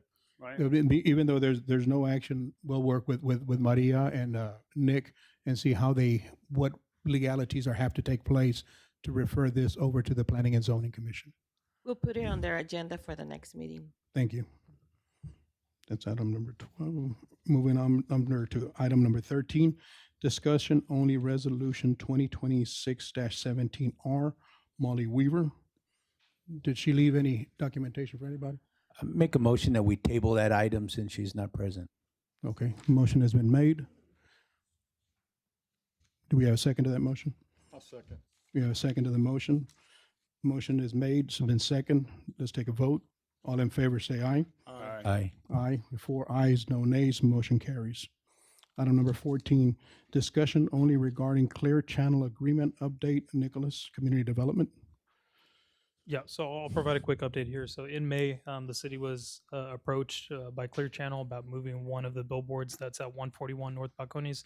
That's the the old boat place over there off of the frontage of I-10. So we're still in discussions with them. I provided some numbers in the staff report of what they have proposed to the city, right, which is $25,000, 5% increase every 5 years. I have the total value here.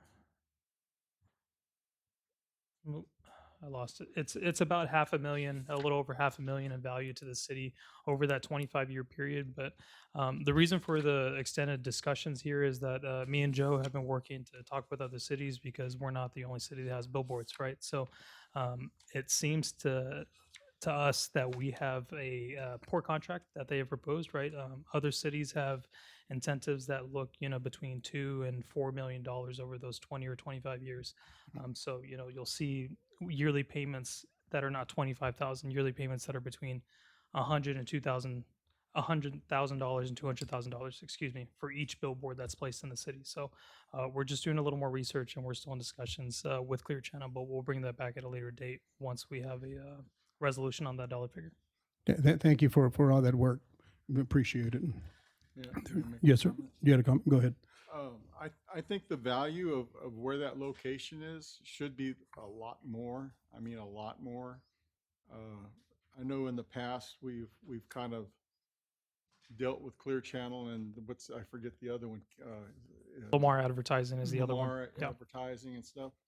And I mean, you've got the I guess is it gonna be in the actual boat property?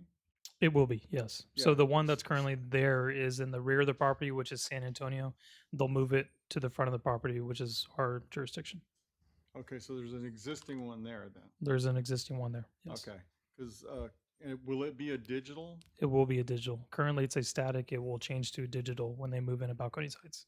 So that means coming into town, you're going to see the hospital one, and then you'll see a digital Clear Channel one. Yes. Yeah, I think it's the value on that would be a lot more. Yeah. That's a.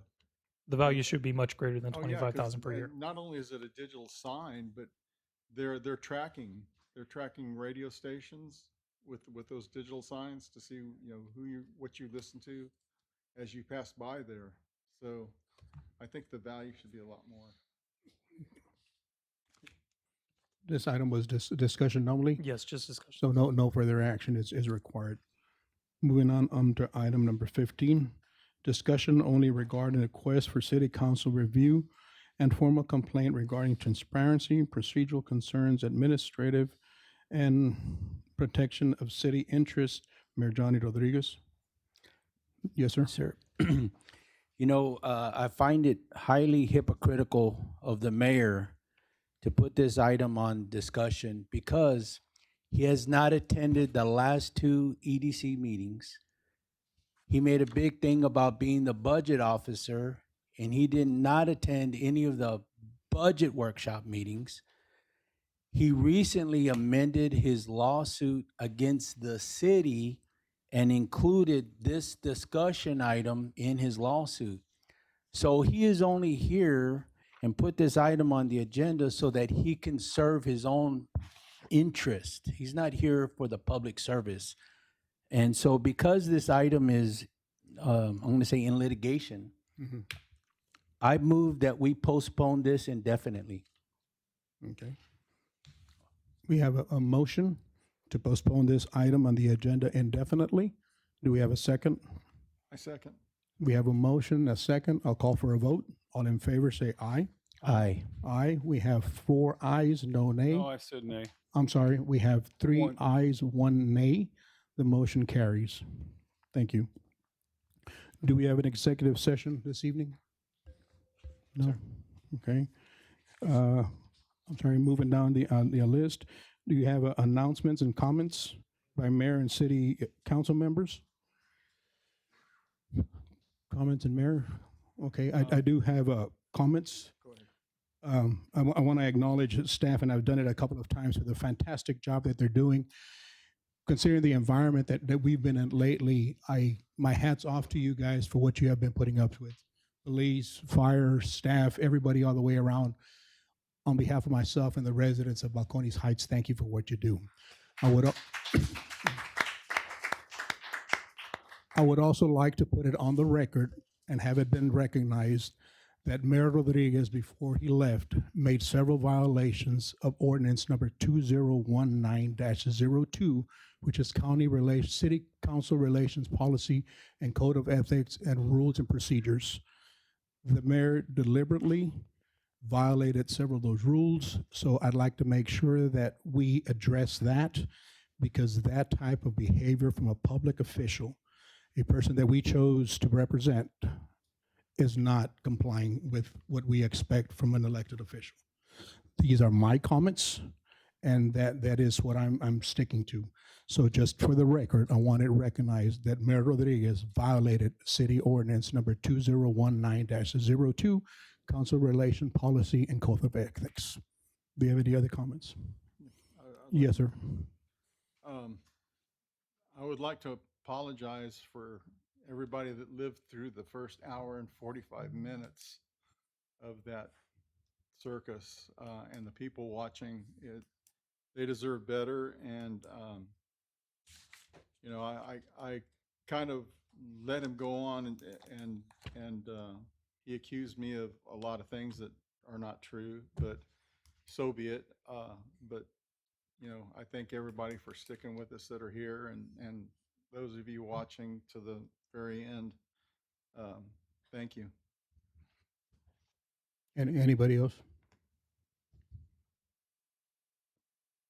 No. Okay. So that pretty much concludes. Any other announcements? Just to remember to come to our garden days. That's going to be September 1st, the next one. And we're going to be planting giant pumpkins Mhm. so they can be ready for Halloween. And we did have one resident volunteer his tiller to make sure that we have the pumpkin patch ready. So if everything works out, that Mr. Lamar Gillian offered the use of his tiller. He's not going to till. He offered the use of his tiller. he offered the use of his tiller. Yes, sir. I have an announcement. I'm sorry. So I wanted to start a series every month titled Join Jimmy 4. And so starting September the 2nd, which is a Wednesday this morning, 8 o'clock in the morning, is going to be Join Jimmy for Coffee. And we'll have coffee at Jim's here. And so that's this coming September the 2nd. If you want to have coffee with me, you want to talk to me about any of your concerns, or you have questions about what's going on in the city, feel free to join me. I want to change it up, so maybe next month it might be Join Jimmy for a walk. Once we get the bike lanes, it'll be Join Jimmy for a bike ride, stuff like that. But we're going to start with Join Jimmy for coffee. And with that, go ahead, sir. The 18th, we have the loteria. We are going to have a loteria, and it's just another mechanism to help reunite our community. We've had such a trials and tribulations that I think we need to do things a little bit different. I think this loteria, the community garden, things of that nature, it's what Balcones Heights is about. We are a very friendly community. We work with each other. So we need to keep moving forward. I think we had a comment.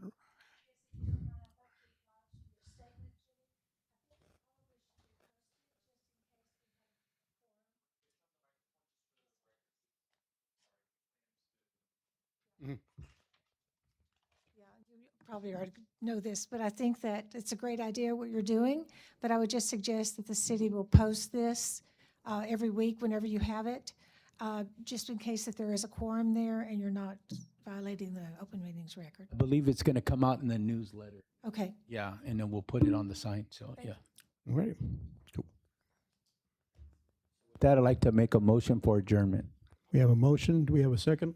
I'll second. Second, we have a motion, a second. We'll call for a vote. All in favor, say aye. Aye. Aye. Aye. Meeting's adjourned. Time is 9:10.